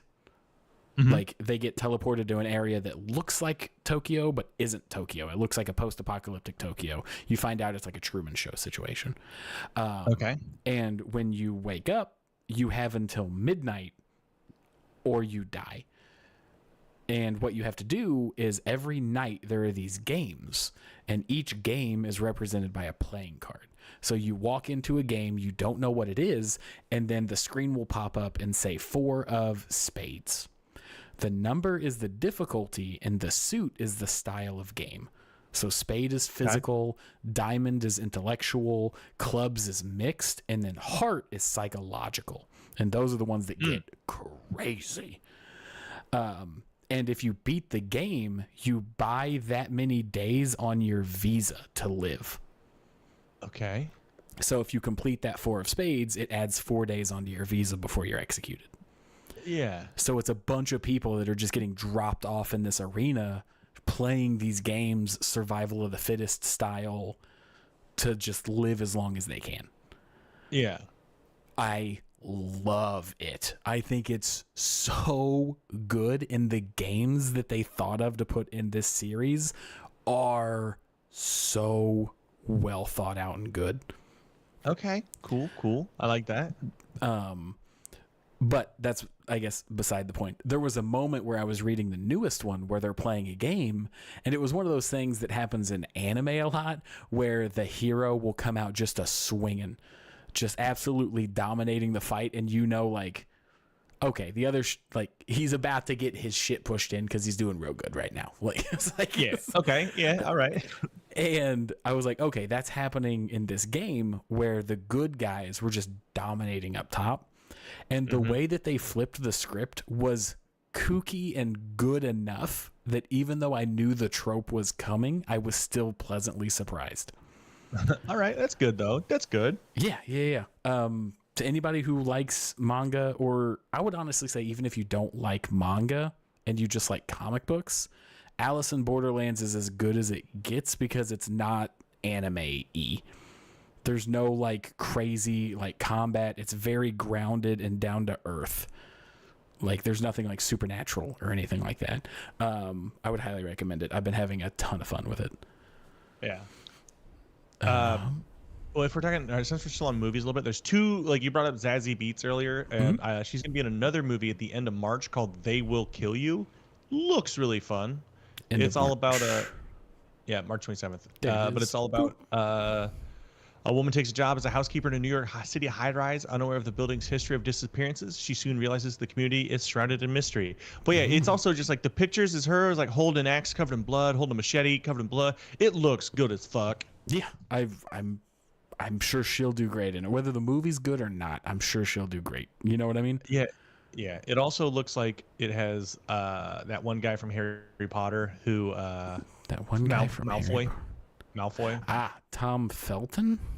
Yeah, Tom Fiddlin. He looks like that character from Harry Potter. That's not somebody who you can see them and not think of it. Even for somebody like me who doesn't really like Harry Potter, I can still recognize him. You know what I mean? He's had Heather Graham's in it. Patricia Arquette. Yeah, this has got a pretty stacked movie. I don't recognize Heather Graham. I feel like I should though. Heather Graham. Who are you? I know you're a little younger, but she was in Lost in Space. I've seen that. That's and Austin Powers. Okay, cool. There it is. I just did not recognize the name. Yeah, she's in a lot of stuff, but I hope ooh boy, I'm looking at some of the movies she's done recently. I hope this movie is not representative of that. Yeah. But and then the other one I want to talk about is it's called Normal, and it centers on a small town sheriff who uncovers dark mysteries after a local bank robbery. But here's the thing: it's Bob Odenkirk being a secret badass. Like it's if you've seen the movie, second series like that. Yeah, it's Nobody and Normal. Huh. What is Normal? Normal. I always just like to pull it up. April 17th. April 17th, so later in the month. Yeah, Normal. but I love Bob Odenkirk. Oh, I think he's fantastic. He's the one that I'm like, was surprised they did it because Mr. Nobody, or that's a just movie. Nobody, I think. Nobody. They ran the tropes where they like played with it, like they had fun with it. Mm-hmm. Also had, I think it had the RZA in it, like and Christopher Lloyd. Like you're like, what is this? Is great. Then I watched Nobody 2, and it didn't feel like it pulled. It didn't do enough comedy. I don't think it felt like. But this one feels like they're. It's fine. Yeah. But Normal feels like a mix of like Fargo mixed with Nobody. Like it seems good, but it doesn't seem like it's gonna blow anyone's socks off. But I will see it. Yeah, I liked Nobody. it didn't like blow my socks off, but it was just a fun watch. That's kind of how I viewed that movie. Yeah. I will say the scene where he's on the bus and Oh, unloads the gun is one of my favorite scenes. That is I a cool love that move. so much. It's like, I will admit the first one had a lot of really great scenes, and it he gets the shit kicked out of him too, A lot. like, which I appreciate. Yeah, yep. like he literally gets thrown out of the bus and is like limping and uses like I don't know part of the seatbelt to just kind of keep his arm together. You're like, Yeah. oh my god. Yeah. Yep. But I do love But- Bob Odenkirk. Yeah. I didn't Like, realize until I was much older that he wrote some of my favorite like Adult Swim stuff. Which we don't have to get into that right now, but just if you're looking into Bob Odenkirk stuff, you'll see that he was a writer on a lot of Adult Swim, like weird side stuff that they did that has permanently etched itself into many of my generation. Yeah. Like he's great. Any other movies that you want to talk about? No, because I mean, like we'll get to him later in the year. I thought we were doing just February, but I just wanted to talk about Mario movie. That was kind of my like exception because I saw that trailer. yeah. And also the No, new there's a whole Animal bunch of stuff. Farm looks dog shit. I'm just gonna leave it at Looks that bad. because we don't have time. Yeah. No. And that's No, gonna we'll get talk. political. We'll talk about that later. We'll talk about that later. We'll talk about that. I'm sure we'll get to there Yeah. because like there's plenty of good movies. We'll talk about movies definitely again later in the year. Yeah. Definitely will. What other topics we got, bud? We have got the. Apparently, this is going to be a Super Bowl ad. They just started releasing some of them early because they realized more people like the ads than the game. Yeah, which is hey, come on, like you just release it day of. This is like doing Christmas sales. Just don't creep up. Do it on your day. Do it on the thing. your day. Although I do have to say, like, pew pew to my head, could not name the teams that are going to the Super Bowl at all. I can. It's the Patriots and I think the Ravens. Oh, good for them. I'm happy for them. It's well deserved. Yeah, I'm sorry, Seahawks. It's the Seahawks. It's a you different bird. idiot. I would have been shot in the head. Yeah, yeah, you would have. So this Jurassic Park ad got all the original actors and de-aged them. So I can't do the sound because it has the copyrighted music and such, right? But I'm gonna play it no sound and just kind of explain what's going on. Is it the 31-second one? A minute 45. A minute 45. Okay. Yeah. Japanese. Jurassic Park Works extended big game commercial 2026. I'm on Polygon right now that just reposted it, so I'm not sure. Okay. Oh yeah, Jurassic Park Works extended. Yeah. Okay, it's an Xfinity ad. Yeah, I'm watching it. So it opens up with the just the movie, and then there's a point where look, and I think it's a funny bit. I'm not saying that this is not a funny ad, but it's the part where the park shuts down. Samuel L. Jackson is like, I can't get this shit going again. And then an Xfinity guy comes out and is like, oh, your modem's not plugged in. Plugs it in, and then Jurassic Park is fixed and nobody dies. Funny bit. I'm down for that. I have no complaints. At the 33-second mark, it's an alternative, like, if the park got working, this is what would happen. And it goes to Laura Dern's character, Ellie, which, side note, one of my first ever crushes as a kid. I was like, holy shit, a girl that likes dinosaurs. I didn't know those existed. They don't. I was like, that's why it's in a movie. But she's the only one, and I don't mean this disrespectfully. I am saying this in regards to how they intended it to look. I'm not saying that she's the only one that looks good, as in her current looks are good, but the only one that is somewhat not uncanny valley territory. You know what I mean? Yeah. So you see her, and she's like, I think this is going to be pretty good. And you can still tell, but she looks the best out of all three of them. Like, believable. Yeah. I mean, for a commercial, I'm pretty glad. That was a fun watch. It was a fun spoof. Yeah, for sure. I also, hey, is this why my fucking bill's going up? Because you had to pay Samuel L. Jackson to use his likeness? Well, here is where it gets wild for me. As far as I know, they actually got Laura Dern, like they got all of them to reprise their role and de-aged them. Yeah. I Just mean, have money them- is cool. Don't de-age them though. This would have been 10 times better if it was just them. I do think, yeah, if they just kept the like age as they are now, did it as a. Here's the thing: how bad does it feel to be Newman? Yeah. Because he's the only one. I mean, they replaced his character with a. Wayne Knight. They replaced his character with the Xfinity guy. Like that's how bad. Everyone was in it. They got Jeff Goldblum. They got Laura Dern. They got Sam. Yeah, and they got all of them, but not Wayne Knight. But not Hey Wayne, I Knight. think you should have been in it. I think you should have been in it. But like this scene here where it's Alan, like, oh man, this is all great and we can just watch the dinosaurs now. This looks uncanny valley uncomfortable to me. And Well, if they wanted to do the spoof where they're showing this, and because later they cut to like Jurassic World time, like what the park would have been if everything was okay, and now we're in modern times. They're still de-aged. This would have been the perfect time to make them their current age, but we get this weirdly bloated Ian Malcolm. It's here's the thing: if you go back the back shot, you can clearly tell that's not. It doesn't look like Jeff Goldblum at all. If you go back like a frame or two, Yeah, like right here. But yeah, I think so. I will admit, that does not look like him at all.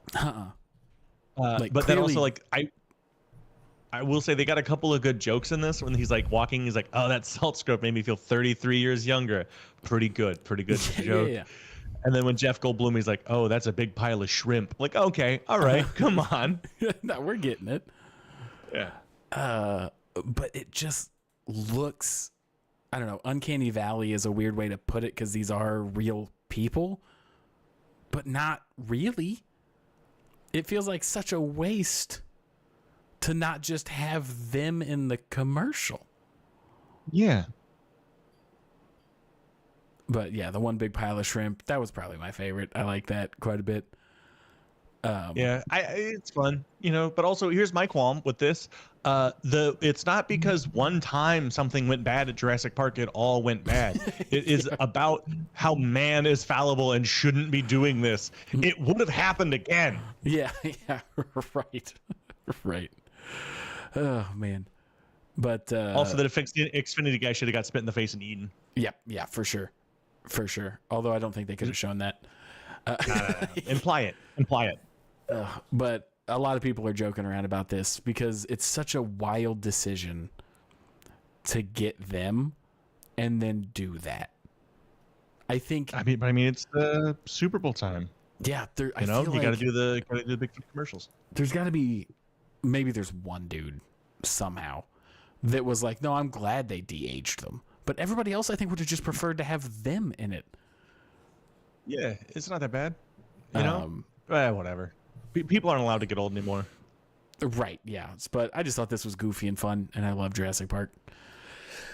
But yeah, big. I thought that was pretty funny. That was. I've got one more topic. I don't know if there's anything else that you want to chat about. No, I mean, I can talk about the game I've been playing a little bit, but yeah, we'll get there. Cool. Yeah. Do you want to talk about that next? No, what is your topic? It's Resident Evil. Oh yeah. Then I do want to talk about mine because I can leave after that. No. Sweet. Yeah. What about it? What are we talking about? Yeah, I just pulled up I Hate This Place, which apparently it's a comic series as well. Yeah, it's a comic series. Well, that's I new found that information out to me. No, I found that out when I was doing like the initial Googling, which it makes sense because like the sketchbook you have has like really good art in it, and Like it's stylistically very good. Like I liked it. Yeah. Like it was 25 bucks. I got it. It was immediately on sale a little bit, which is interesting. But Out of it's only been out for like what, a week, right?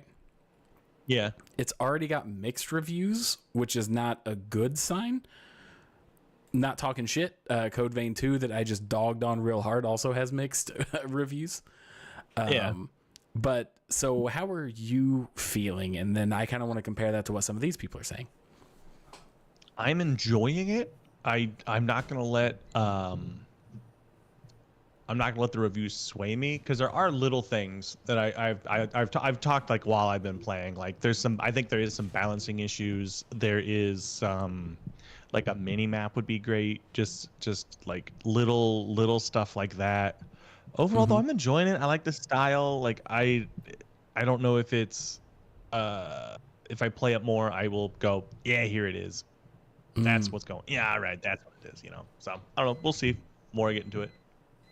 Okay, nice. Yeah, it seems like a lot of the people that are chatting about it is like the aesthetic is awesome, the vibes are great, but it's a lot of like what you said, balancing. Like a lot of people are saying that the enemies feel incredibly unbalanced, and like ammo is expensive, kind of dissuading you from combat, but giving you enough items to just plow through combat. So yeah, kind of like what you said, balancing issues.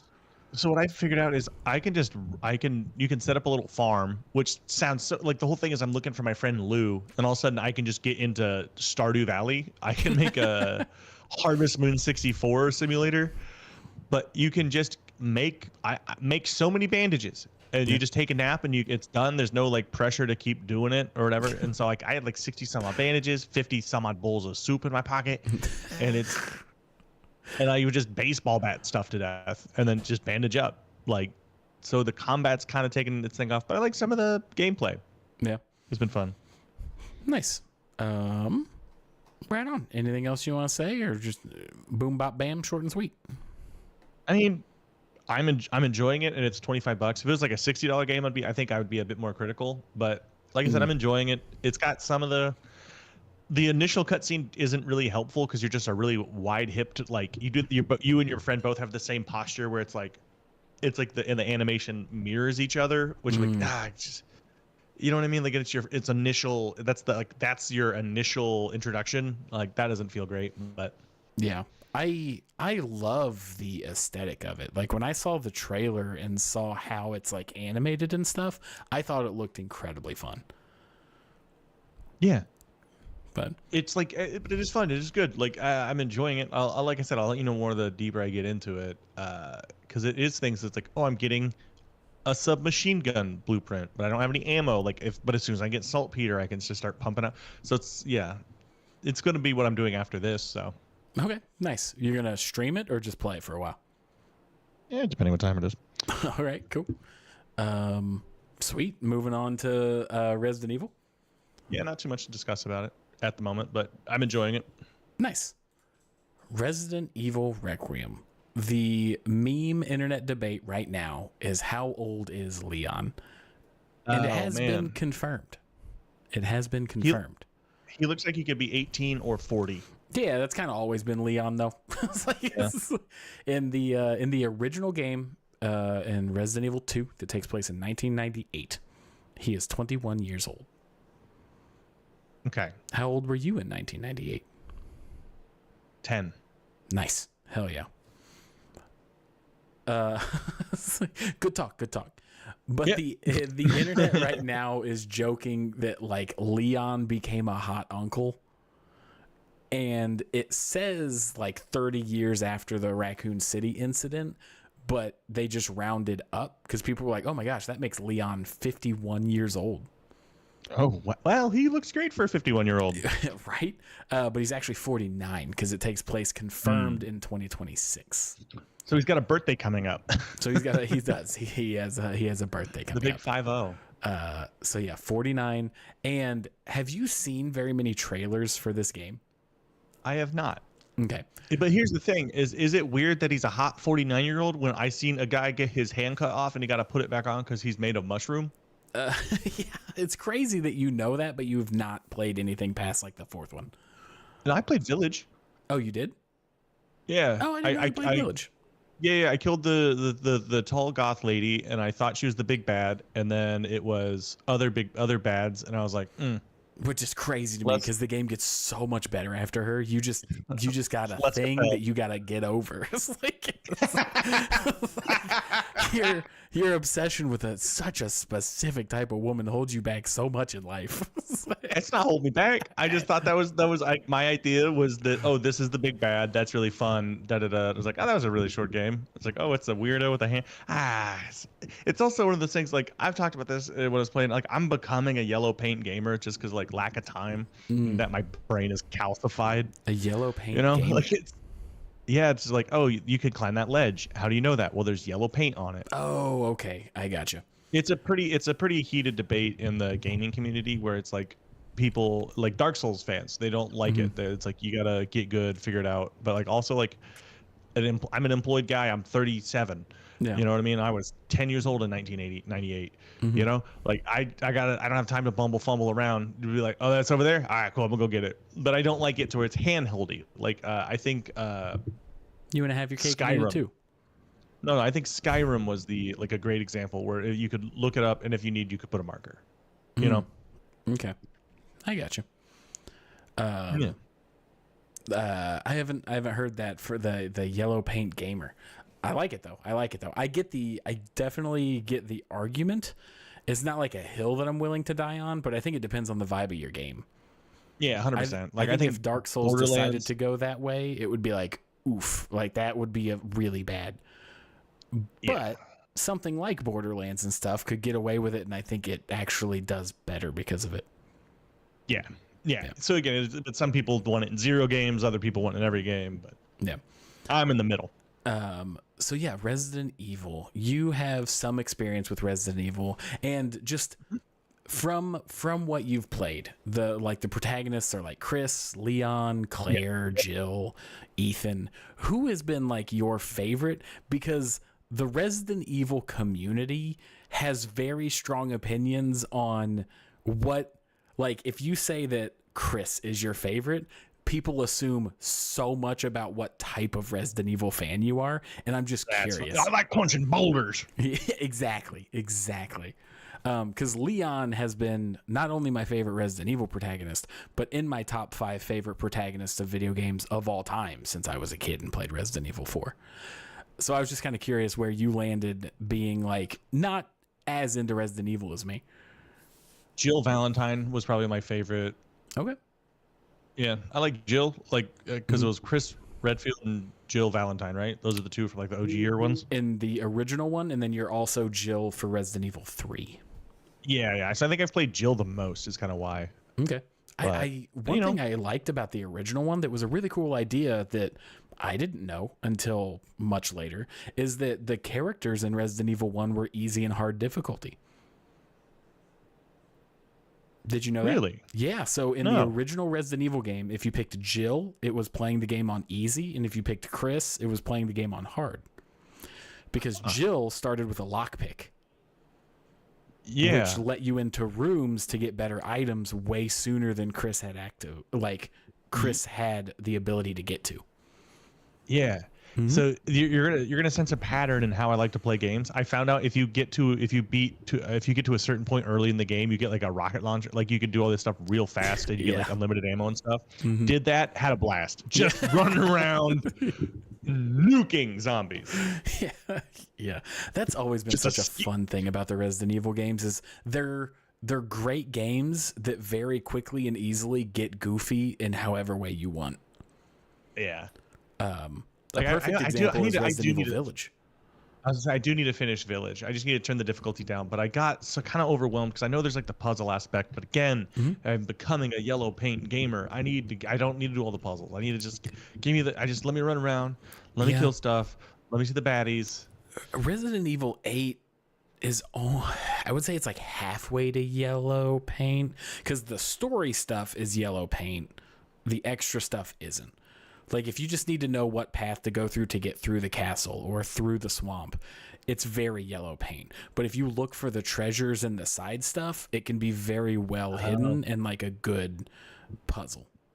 Yeah, that's probably on me for thinking I need to find Everything. not knowing if it's part of the main story or not, you know. Oh yeah. Yeah, I get to the point Octopath Traveler. I still haven't beat Octopath Traveler because like you said, I am a 30-year-old man that's got shit to do. And anytime that there's like an RPG like that, I feel like I have to do everything or I'm missing out when I just need to beat the damn game. Yeah. And just because I just need to beat it and be happy with that and then do the stuff later if I ever get time again in my life. Yeah. But yeah, Jill, I think Jill's a great protagonist. I've always disliked Chris. Huh? I was gonna say you're actually answering my question. I was like, well, is there one you just don't like? Because like, yeah, they're all good. They're all protagonists. They're all pretty good. I think Chris is they're supposed to fine. be. I have to talk shit because my favorite's Leon. That's where we're at. Like it's baked in beef that I have to have. Why is there beef like that? Why are they beefing? Because the age old question is who would win in a fight, Chris or Leon? Oh, Because Chris is just beef McBeef and just punching boulders and just the most straightforward guns a-blazing blasting protagonist of Resident Evil, and Leon is like the tactical wisecracking, like not weasels, that's not the right word, but like thinks his way and just is the tactical one of the like ensemble might be a good way to put it. Yeah. So yeah, that's always just a fun little goof amongst Resident Evil fans. If I had to pick a protagonist, and this is such a cop-out to say, but it's Resident Evil 6's, I think it's Jake. I can't even remember his name. I think it's Jake Wesker. It is a shoehorned-ass Wesker's son plot. Yeah. And he just added nothing. They just Resident Evil 5, Resident Evil 4 made it slightly less horror, added more action, but was still scary. Resident Evil 5 was way more action with hints of horror. Resident Evil 6 was just Call of Duty Resident Evil. Like it was just maybe that's the one I'll like the best. It's incredibly fun. It's just not a good Resident Evil game. That's how I've always viewed it. Yeah. But the way that they did it is everybody was like, ooh, who's going to be the protagonist of... I remember all the hot goss at the time was like, Resident Evil 5 was Chris. So does that mean we're getting Jill, or does that mean we're getting like, who's coming back? Because they always have like a cycle to it. And then they were like, everybody. So there's 3 campaigns. It's 3 short campaigns that culminate into one final chapter after you beat all 3 of them. Okay. So Chris is part of it, Leon is part of it, and then Wesker's son is part of it. And Wesker's son's plot was basically just, do you want Matrix-style combat in the worst Resident Evil campaign you've ever played? Wesker's son. Wesker delivers. And they were trying really, really hard to shoehorn and like force multiplayer into it. So everybody had like a buddy that was like a new character. So like Wesker's co-op partner was a random news reporter that almost looked exactly like Ashley Graham from Resident Evil 4, but was like this weird pump fake kind of thing. Leon has this like, I can't even remember what her name is. I feel bad because she was honestly the coolest out of all of them. Like she actually had some depth as a character, to where Leon was doing the like usual Resident Evil style where he's like investigating what happened in this town and stuff, and then Chris was just Call of Duty, where him and his military buddy, I think his name was like Pierce or something like that, just you start off with a machine gun and you just blast your way through big bosses and stuff. His name is Brick Stab. Yeah. And it was fun, but people kind of meme on that one pretty hard. But yeah, that's kind of just a backstory to Resident Evil 6. And finally they took it back to its roots with horror in Resident Evil 7, and then 7 and 8 were super successful and fun. I liked Ethan. He was kind of milquetoast in 7, but I think he had to be. And then 8 was fun. Yeah, wasn't he the guy that just looking for his sister? His wife. Oh, it's not his sister wife. I like it less. That he's looking for his wife? Yeah, I was really hoping it was his sister wife, like like a all-in-one combo. But I mean, this. What the hell?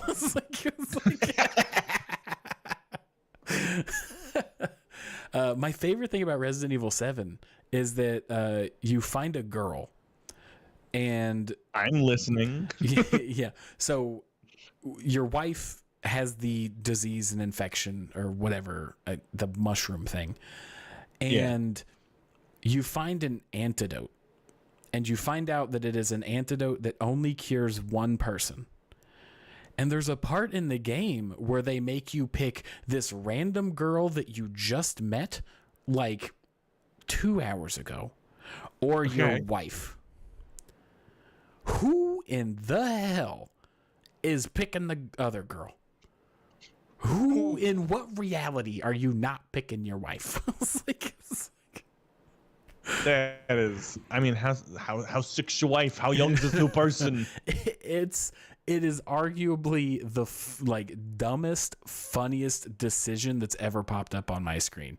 Where it's like, in what reality would I not choose my wife? Yeah, and that's the canon ending. Because I mean, you played Resident Evil 8 at the beginning. You're with your wife. Yeah. So I think even the creators of the game were like, yeah, that shouldn't even really been an option. That's funny. That's so wild that they'd be like, your wife or Cheryl. Yeah. I can't even remember what her name is. She's the daughter of the family, of the house. Oh yeah, because you're like, oh, what's I'm gonna side with what's your name again? Fuck, this is embarrassing. My wife is gonna be pretty mad at me, so I'm gonna need you to really help me out on this one. Well, you give the serum to your wife, and then when you hop on the boat to like get away, she's angry with you a little bit.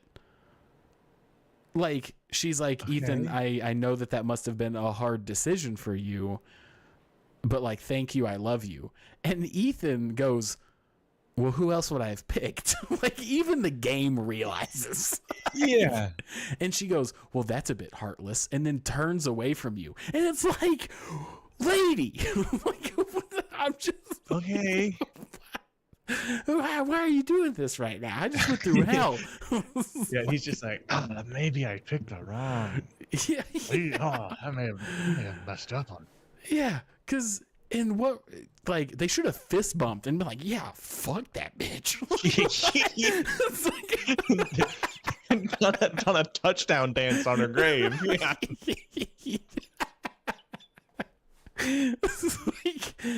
It's absolute nonsense. That's so funny. Well, that's a bit cold. Yeah.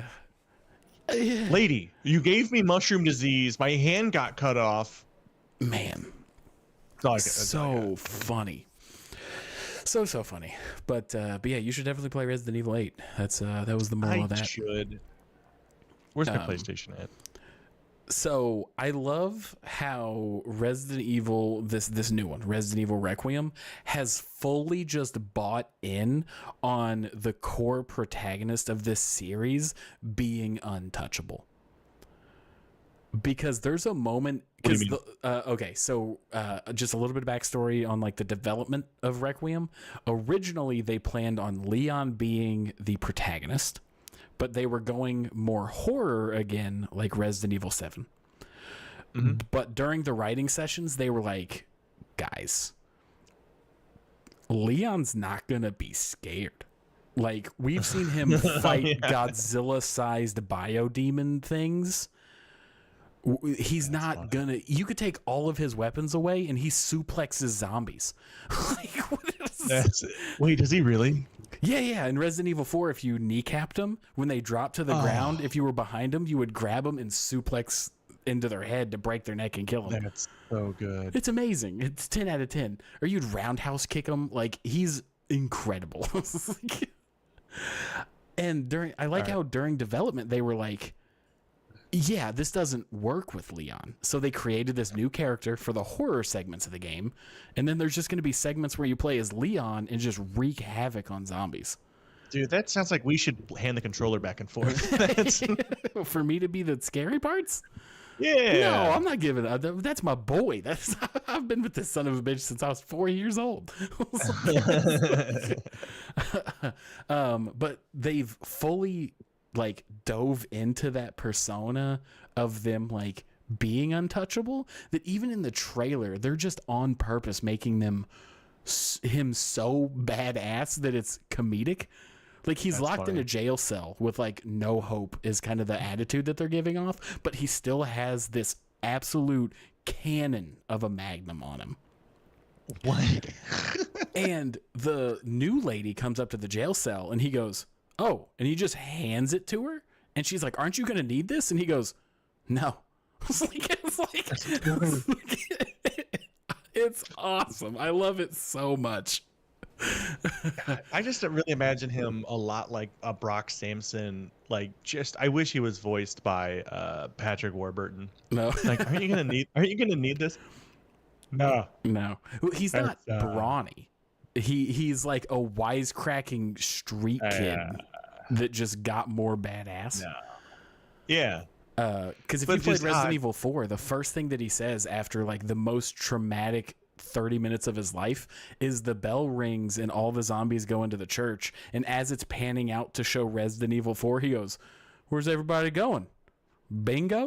And I'm like, oh, this is this is the best. It's like, Although I am just imagining Patrick Warburton voicing everything. What's a really cool?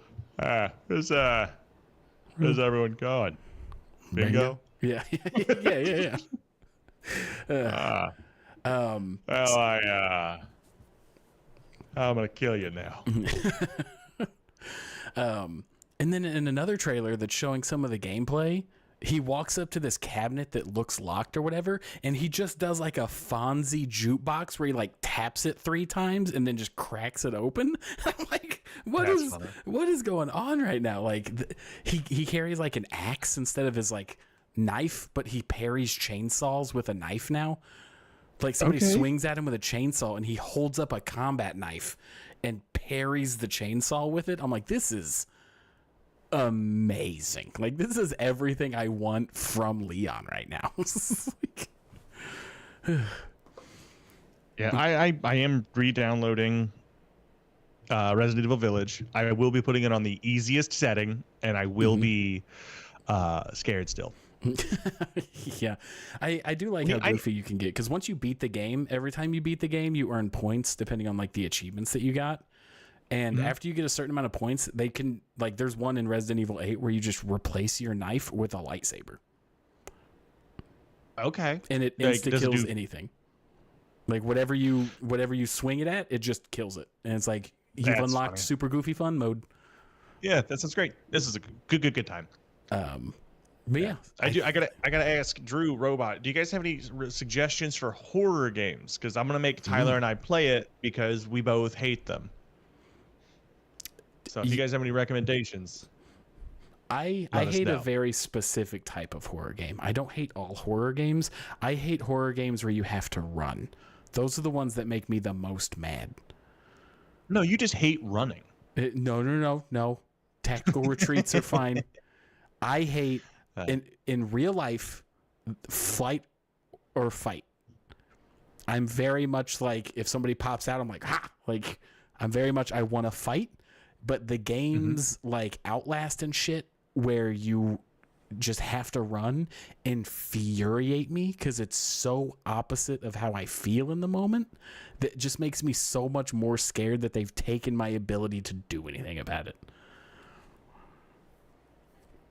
Apparently in the new Outlast, though, you can just straight up kick the shit out of people, which is kind of funny. I don't know if you've seen those clips, but it's pretty great. I can't even remember. I don't even remember Outlast that well, but yeah, you can just beat the shit out of people. Well, and they made it to where if one of your buddies or whatever gets grabbed while they're going through the animation of getting executed, you can just walk up and absolutely Spartan kick the shit out of them to save them.